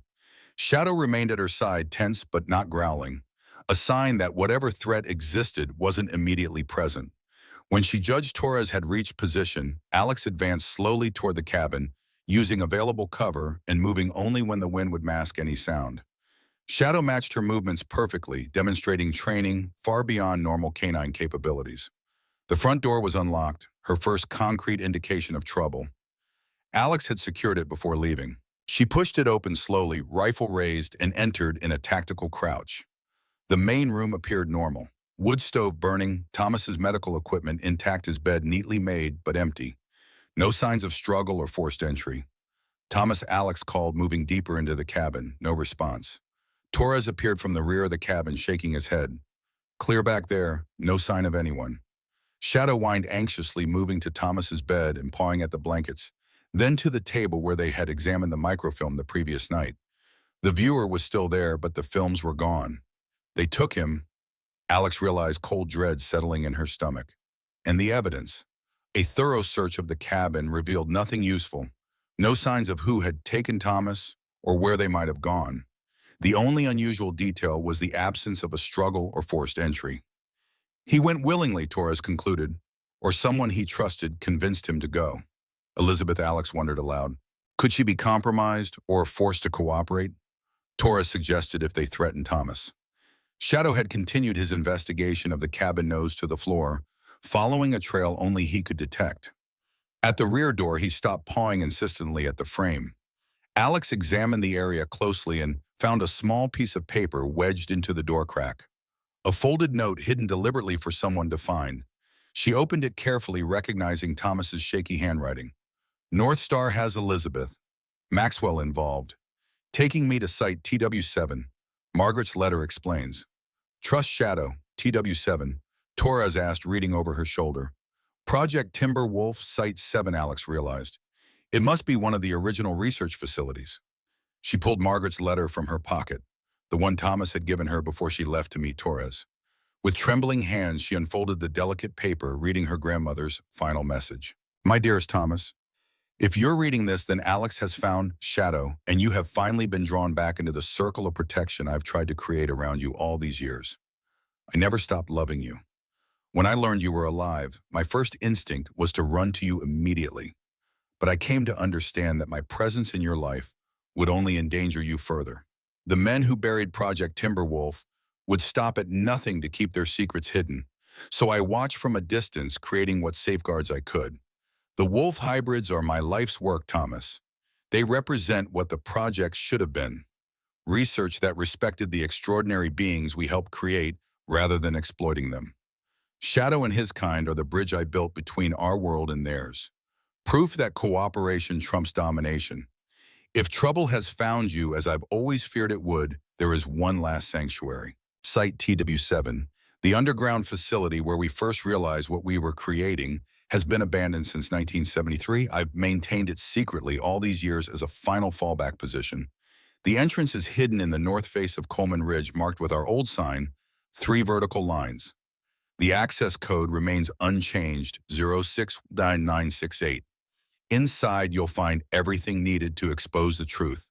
Complete records of the project, evidence of the cover-up, and the legal framework to protect the hybrids and their territory. Alex is stronger than she knows Thomas. She has my determination and your courage. Trust her as I have trusted her with this legacy. With love across all the years we lost, Margaret. Alex folded the letter carefully, blinking back tears. She created a final sanctuary, she told Torres. A place where all the evidence is preserved. Where is it? Torres asked. Coleman Ridge. It's about 10 miles north of here. Alex turned to Shadow. Can you take us there? Shadow's intelligent eyes met hers and he barked once. Clear affirmation. We need to move fast, Torres urged. If Maxwell has Thomas and your lawyer friend, they're in immediate danger. Alex gathered essential supplies. weapons, ammunition, medical kit, communications equipment, food, water. Coleman Ridge is rough terrain, especially in winter. It'll take us at least 5 hours on foot. We don't have that kind of time, Torres said grimly. As if in response, Storm trotted to the window, pawing at the glass and whining. Alex followed the husky's gaze and saw an extraordinary sight. 3 more wolf hybrids emerging from the forest, larger than Shadow and Storm, with distinctive silver-gray coats in unusual proportions. The pack, Alex whispered. They're offering help. Torres looked skeptical. How exactly are wild animals going to help us? They're not ordinary animals, Alex replied, watching as Shadow exchanged what appeared to be deliberate signals with the forest creatures. And I think they know a faster way to Coleman Ridge. The journey through the wilderness with the wolf hybrids as guides proved Torres wrong in the most dramatic fashion. The creatures led them along hidden game trails, ancient pathways, and natural features that created a direct route through seemingly impassable terrain. What should have taken 5 hours was accomplished in just under 3. Throughout the journey, Alex marveled at the coordination between Shadow, Storm and the wild pack, the clear communication, the deliberate scouting patterns, the way they adapted their pace to accommodate the humans' limitations. This was not the behavior of animals, but of intelligent beings with purpose and planning. Coleman Ridge loomed before them as an afternoon light began to fade, a craggy limestone formation rising above the surrounding forest. The wolf hybrids led them to the north face, where sheer rock gave way to a steep slope covered in dense pines. I don't see any entrance, Torres said, scanning the ridgeline. Shadow and Storm moved confidently to a particular section of rock face partially concealed by overgrown vegetation. Alex followed, pushing aside decades of accumulated growth to reveal 3 vertical lines carved into the stone, Margaret's marker. This is it, she confirmed, running her fingers over the weathered symbol. But I don't see a door or entrance. Shadow pawed at a specific section of ground near the rock face. Alex knelt, clearing away snow and forest debris to reveal a metal panel, its surface designed to blend with the surrounding stone. A small keypad was embedded in one corner, the numbers barely visible beneath years of accumulated grime. 61968. Alex recited from Margaret's letter. June 1968, when she and Thomas were engaged. She entered the code carefully. For a moment, nothing happened. Then a faint mechanical hum emanated from within the ridge, and a section of the rock face slid inward, revealing a dark passage. Military engineering. Torres observed, impressed despite himself. Built to last. Alex activated her flashlight, illuminating a concrete tunnel leading deep into the ridge. The air that flowed from the opening was surprisingly warm and dry, suggesting functional environmental systems despite decades of abandonment. Stay alert, she warned Torres. We don't know what we'll find inside. Shadow took point without hesitation, leading them into the underground facility. Storm remained outside with the wild pack standing guard at the entrance. The tunnel extended approximately 50 yards before opening into a larger chamber filled with what appeared to be decades-old research equipment, computer terminals from the early 70s, laboratory apparatus, monitoring systems long since obsolete. This is where it all began, Alex said softly. Project Timber Wolf's original research site. Beyond the first chamber lay a network of rooms, laboratories, observation areas, record storage, living quarters. Despite years of disuse, everything was meticulously preserved, as if Margaret had maintained the facility in readiness for this very day. In what appeared to be the main control room, they found something unexpected. Modern computer equipment interfaced with the original systems, creating a functional hybrid of old and new technology. Your grandmother updated the critical systems, Torres noted, examining the setup, but kept the original framework intact. Smart. It preserves the historical record while creating usable access to the data. Alex activated the main system, which hummed to life with surprising efficiency. The monitor displayed a simple interface with a message, "Biometric verification required." Below the message was a small scanner plate. "Biometric." Torres frowned. "That's a problem." "Not necessarily," Alex replied, studying the system. This was Margaret's sanctuary. She would have programmed it to recognize family. She placed her hand on the scanner plate. The system hummed, a green light passing beneath her palm. After a moment, the screen changed. Identity confirmed: Reynolds Alexandra E. Genetic match to primary user. Welcome, granddaughter. The interface expanded to reveal multiple file directories, security camera feeds, and a facility map. One camera feed immediately caught Alex's attention, a holding area where two figures were visible. Thomas and Elizabeth both appearing unharmed, but clearly confined. "They're here," Alex said, pointing to the feed. "Level 2, Section C." "But where's Maxwell?" Shadow suddenly growled, his attention fixed on another monitor showing the facility entrance. The external camera revealed Storm in the pack, retreating into the forest as a group of armed men approached the open doorway. "Maxwell found us," Alex realized, "or tracked Thomas here." The security feed showed 8 men in tactical gear led by Maxwell Wright. They moved with military precision, sweeping the entrance before proceeding into the facility. "We're outnumbered," Torres observed grimly. "But we have home field advantage," Alex countered, studying the facility map. Margaret would have built-in security measures. She navigated through the system menus, finding a section labeled Defensive Protocols. The options were extensive section seals, gas deployment, communication disruption, lighting control. "We need to reach Thomas and Elizabeth before securing the facility," Alex decided. "If we trigger full lockdown now, we might trap ourselves away from them." They formulated a quick plan using the facility's layout to their advantage. They would proceed to Level 2 via maintenance shafts while deploying limited security measures to slow Maxwell's team. "Shadow, stay close," Alex instructed as they gathered their equipment. The Husky's posture conveyed complete understanding, alert, focused, ready. Alex activated selective security protocols, sealing certain corridors, disabling elevators, creating a prescribed path that would funnel Maxwell's team into less critical areas, while she and Torres took a more direct route to the holding cells. The maintenance shaft was narrow but navigable, descending steeply to Level 2. They emerged near Section C, carefully checking for hostiles before proceeding. Shadow led the way, his enhanced senses alert for any threat. The holding area was minimally secured, a simple electronic lock that Torres bypassed with surprising ease. "Standard government issue," he explained with a shrug. "Some skills you don't forget." Inside, Thomas and Elizabeth looked up in surprise as Alex, Torres, and Shadow entered. Both appeared unharmed, though Thomas was clearly exhausted. "Alex," he exclaimed with relief. "Thank God. Are you both all right?" Alex asked quickly, checking them for injuries. "We're fine," Elizabeth assured her. "Maxwell's men were professionals. No unnecessary roughness. Maxwell brought us here, demanding access to the main systems," Thomas explained. "He knows about Margaret's complete archives. When we couldn't provide biometric access, he locked us in here while they searched for another way in." "How did he find this place?" Torres asked. "I let him here," Elizabeth admitted, her expression grim. "They ambushed us at the cabin, threatened Thomas's life. I made a calculated decision to bring them to a location where we might have an advantage," Smart Alex acknowledged. "This facility has defensive capabilities, but we need to move quickly. Maxwell's team is already inside, working their way down." "What's the plan?" Thomas asked, struggling to his feet with Elizabeth's assistance. "Get you both to safety, secure the evidence, then deal with Maxwell," Alex replied. "The main computer room has what we need." Shadow suddenly tensed, ears forward, a low growl building in his throat. Alex immediately raised her rifle, motioning the others to silence.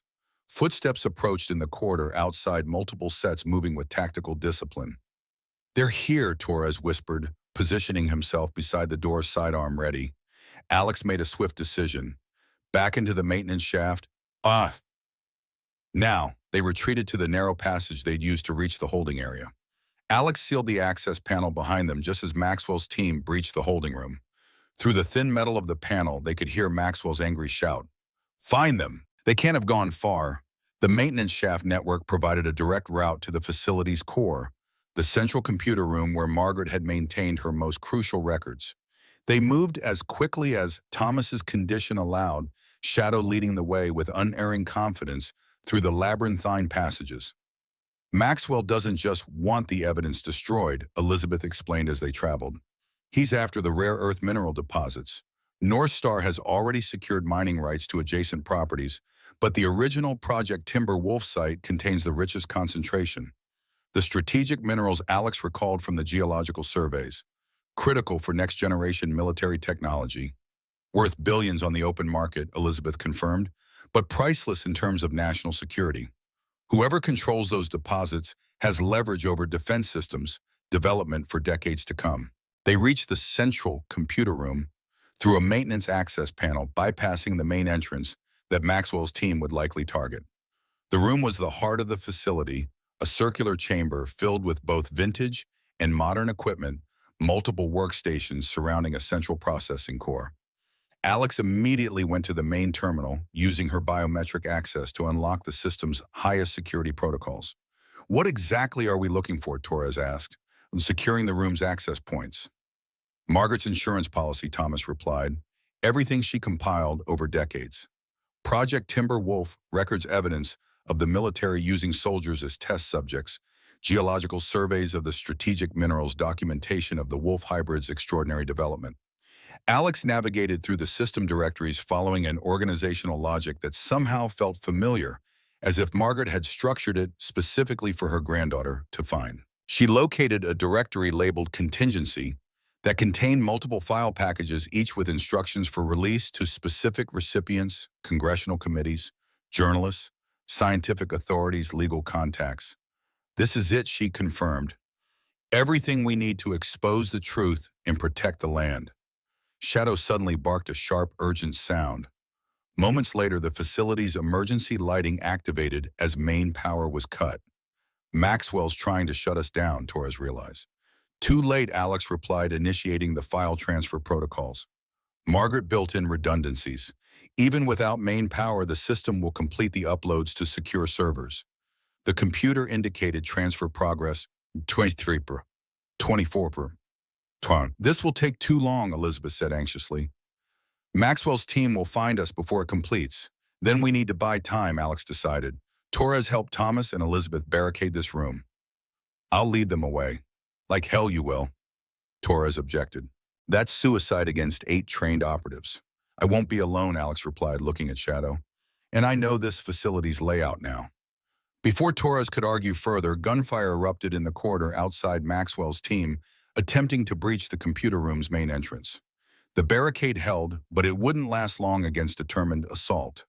Alex accessed the facility's defensive systems from a secondary terminal. I'm going to seal you in here, she told the others. The transfer will complete, and the evidence will be secure. Shadow and I will lead them away, then circle back. Alex, don't, Thomas began. Trust me, she interrupted. Trust Shadow. With that, she and Shadow slipped back into the maintenance shaft, sealing it behind them. Alex activated selective security protocols, reinforcing the computer room's defenses, while creating a deliberate trail leading away from it. She and Shadow emerged on level 1, deliberately making enough noise to attract attention. It worked.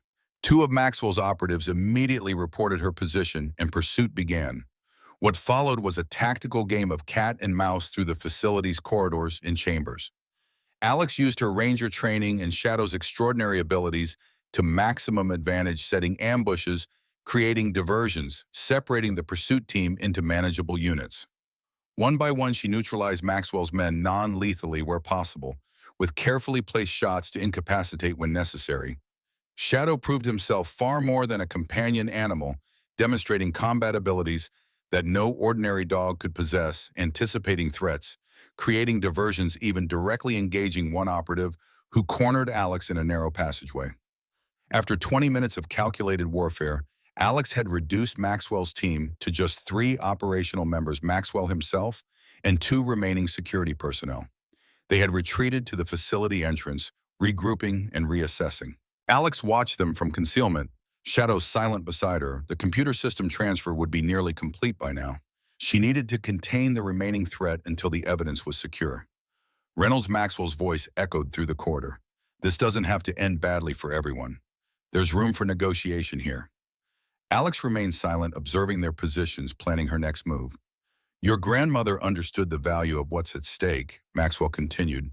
She protected these resources for decades, but times have changed. These minerals are critical for national defense. They can't remain buried under a wildlife sanctuary. Shadow tensed beside Alex, ears forward, sensing something she couldn't perceive. Following his gaze, she noticed movement in the shadows behind Maxwell's position. A silvery form slipping silently through a ventilation shaft that connected to the surface. Storm had entered the facility, followed by 2 of the larger wolf hybrids from the forest pack. They positioned themselves with strategic precision, unseen by Maxwell and his remaining men. Alex understood immediately. Shadow had somehow communicated their situation to his counterparts outside. The pack had come to help finish this. She decided to keep Maxwell talking while the wolf hybrids moved into position. Those minerals belonged to the rightful owners of the land, she called out, deliberately drawing attention away from the approaching creatures. Samuel Edwards and Margaret Reynolds heirs, not North Star, not the military-industrial complex. Don't be naive, Maxwell replied, his voice carrying an edge of desperation now. This is bigger than property rights. These resources are vital for defense technology that will protect American lives. The way you protected American lives in Afghanistan, Alex challenged, by deliberately sending my unit into an IED kill zone to test your signal disruption technology. That struck a nerve. Acceptable losses for the greater good. Maxwell snapped. The technology we developed has saved far more lives than it cost. That wasn't your decision to make. Alex replied, her voice hard with controlled fury. Those were my soldiers, my friends who died for your field test. As she kept Maxwell engaged, the wolf hybrids moved into perfect flanking positions. Alex caught Shadow's eye, some unspoken communication passing between them. She nodded once, and Shadow responded with a soft whine of acknowledgement. Enough talk, Maxwell finally declared. Find her and finish this, he ordered his remaining men. That was the moment Alex had been waiting for. She fired a single shot, not at Maxwell or his men, but at the emergency sprinkler system above them. Water cascaded down, creating momentary confusion. In that instant, Shadow gave a sharp bark, the signal to attack. The wolf hybrids launched from their hidden positions with coordinated precision. Storm took down one operative with a leap to the throat, while the two larger hybrids flanked Maxwell and his remaining guard. Alex emerged from cover rifle trained on Maxwell, who now stood frozen in shock as the wolf hybrids held his last man pinned to the ground. Call them off, Maxwell demanded, reaching slowly for his sidearm. I don't control them, Alex replied calmly. They make their own decisions, but I'd strongly advise against drawing that weapon. Maxwell's hand froze, his eyes darting between Alex and the magnificent creatures that had so effortlessly neutralized his security team. For the first time, genuine fear showed on his face as he confronted the living legacy of Project Timberwolf beings with the intelligence to coordinate complex tactical maneuvers, the physical abilities to execute them flawlessly, and the autonomy to choose their own actions. What are they? He whispered. The future you tried to bury. Alex answered. The truth about what Project Timberwolf really created. At that moment, Torres, Thomas, and Elizabeth emerged from the lower level, the computer room's task complete. It's done, Torres confirmed. The evidence is out. All of it. Congressional oversight committees, major news organizations, judicial contacts. There's no putting this genie back in the bottle. Maxwell's shoulders slumped in defeat as he realized the full extent of his failure. Not only had he lost the chance to secure the strategic minerals, but the truth about Project Timberwolf, the illegal operations in Laos, and the Afghanistan field test was now exposed to the world. You have no idea what you've done, he said bitterly. I know exactly what I've done, Alex replied. Honored my grandmother's legacy, protected what she spent her life preserving, brought justice for Thomas, for my unit, and for these extraordinary beings. As if understanding her words, the wolf hybrids relaxed their aggressive postures, though they maintained vigilant watch over the subdued operatives. Shadow returned to Alex's side, pressing against her leg, with what felt remarkably like pride. She knelt beside him, meeting those intelligent blue eyes that had changed everything from the moment they'd appeared at her cabin door. Thank you, she said simply, knowing the words were inadequate for what this remarkable being had done. Shadow licked her cheek, once acknowledgement-acceptance connection across the boundaries that separated their species. Together they had uncovered the truth, protected Margaret's legacy, and ensured that the extraordinary creatures of the forest would remain free from those who would exploit them. 6 months later, Alex stood on the porch of her grandmother's rebuilt cabin, watching the spring sunrise illuminate the Montana wilderness. The forest was coming alive with new growth, the snow finally receding from all but the highest elevations. So much had changed since that winter confrontation at Site TBU-7. Maxwell Wright and several high-ranking military officials now faced federal charges for their roles in using soldiers as unwitting test subjects. North Star's government contracts had been suspended, pending multiple investigations. The rare earth mineral deposits that had sparked the conflict were now protected under a special conservation designation managed by a trust established in Margaret and Thomas's names. Most importantly, the territory inhabited by the wolf hybrids had been designated a restricted research preserve, with strict protocols protecting the extraordinary creatures from exploitation or interference. Shadow appeared from the tree line accompanied by Storm. The two huskies approached the cabin with unhurried confidence, followed at a distance by several of the larger wolf hybrids, the pack maintaining their cautious alliance with the humans they had chosen to trust. "They're here," Alex called through the open door. Thomas emerged from the cabin leaning lightly on a cane but otherwise remarkably recovered from his ordeal. 6 months of proper medical care, good nutrition, and freedom had restored much of his strength, though at 83 he would always carry the marks of his imprisonment. "Right on time," he observed with a smile. "They never miss our Wednesday meetings." The meetings had become a regular occurrence. The wolf hybrids would approach the cabin perimeter. Shadow and Storm would join them for what appeared to be complex information exchange, then return with observations that Thomas meticulously documented. Elizabeth called. Alex told him as they watched the huskies interact with their wild counterparts. "The congressional hearing is scheduled for next month. They want both of us to testify." Thomas nodded. "I'll be ready." It's time the full truth was part of the official record. The hearings would be challenging, forcing both of them to relive painful memories while facing skepticism and resistance from powerful interests. But the evidence was irrefutable, and public opinion had shifted dramatically since the initial exposures. Alex's satellite phone buzzed. Torres calling from Washington, where he was consulting with the Justice Department investigators. "Reynolds," she answered. "What's the latest?" Defense Department finally declassified the original Project Timberwolf files, Torres reported. "Everything confirms your grandmother's records. They're calling her research decades ahead of its time." She would have appreciated the vindication, Alex said, watching Shadow coordinate what appeared to be a territorial patrol with the pack leaders. After ending the call, Alex joined Thomas at the porch railing. "The university research team arrives tomorrow," she reminded him. "Are we sure about this?" The decision to allow limited scientific access to study the wolf hybrids had been difficult. After decades of secrecy, exposing these extraordinary creatures to outside observation carried risks. But Margaret's comprehensive records had made clear her ultimate goal: recognition of the hybrids as a new form of intelligence deserving legal protection and scientific understanding. "Margaret would want this," Thomas said confidently. "Not exploitation, but proper documentation and recognition. These beings deserve to be understood for what they truly are." Shadow and Storm returned from their conference with the pack trotting up the porch steps to join their human companions. Despite extensive opportunities to join their wild counterparts permanently, both huskies had chosen to remain with Alex and Thomas Bridges between worlds, exactly as Margaret had intended. "The Margaret Reynolds Center opens next month," Alex noted, referring to the research and education facility being constructed on the edge of the preserve. "Elizabeth says the funding is secure for at least 10 years.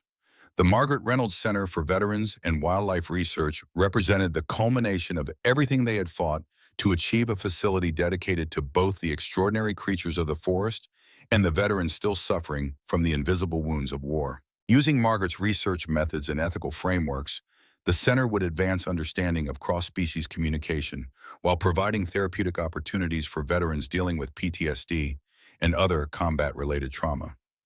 "I wish she could see it," Thomas said softly, his eyes on the distant mountains. "Everything she worked for coming to fruition." "I think she knew it would," Alex replied. "Her letter, her preparations. She built all this knowing someday it would be needed." The inaugural ceremony for the center was scheduled for the following month on what would have been Margaret's birthday. Government officials, scientific authorities, and military representatives would gather to formally recognize her contributions and establish the preserve that would protect her legacy. Alex had been asked to deliver the keynote address, a responsibility that both honored and terrified her. How could she possibly convey the extraordinary journey that had brought them to this point? The remarkable woman who had preserved these secrets for decades. The brave man who had endured imprisonment to protect them. The extraordinary beings who had evolved beyond anyone's expectations. "You'll find the words," Thomas assured her, somehow reading her thoughts. "Margaret's determination lives in you." Shadow pressed against Alex's leg, those intelligent blue eyes fixed on her face with what could only be described as understanding. From the moment he had appeared on her doorstep that winter night, this remarkable being had changed everything, helped her confront her past, discover her heritage, and find purpose beyond the trauma of war. Later that evening, as sunset painted the Montana sky in brilliant oranges and purples, Alex sat on the porch with her grandmother's journal open on her lap. She had been rereading Margaret's observations, seeking inspiration for her upcoming address. One passage in particular had caught her attention. The true legacy of Project Timber Wolf isn't what the military intended. They sought weapons and tools beings to be used and controlled. What they created instead were partners and teachers, intelligent creatures who choose cooperation over domination, who demonstrate daily that the boundaries between species are more permeable than we ever imagined. In their society, I glimpse possibilities for our own, a world where intelligence is recognized and respected regardless of its form, where communication transcends the limitations of language, where different kinds of minds find common purpose. Shadow settled beside her chair, his presence a constant comfort. In the distance, the howls of the forest pack rose toward the emerging stars, not quite wolf, not quite dog, but something new and wonderful. A sound of freedom of wildness, tempered by wisdom of nature, finding its own path beyond human manipulation or control. Thomas stepped onto the porch, listening to the chorus with a smile of recognition. Margaret's legacy, he said softly. And ours, Alex added, placing her hand on Shadow's head. And theirs, Thomas concluded, gesturing toward the forest where the extraordinary creatures lived their complex lives unseen but ever present. As darkness settled over the mountains, Alex felt a sense of peace that had eluded her since Afghanistan. The nightmares still came occasionally, but less frequently now. The guilt and grief remained, but were balanced by new purpose and connection. Her grandmother had created something remarkable here, not just the wolf hybrids with their extraordinary abilities, but a legacy of protection, ethical research, and respect for intelligence in all its forms. Alex was now the guardian of that legacy together with Thomas, Shadow, and all those who had joined their cause. Tomorrow would bring new challenges, congressional hearings, scientific questions, public scrutiny. But tonight, under the vast Montana sky with Shadow at her side and Thomas nearby, Alex Reynolds felt ready to face whatever came next. After all, that's what Rangers did. They led the way.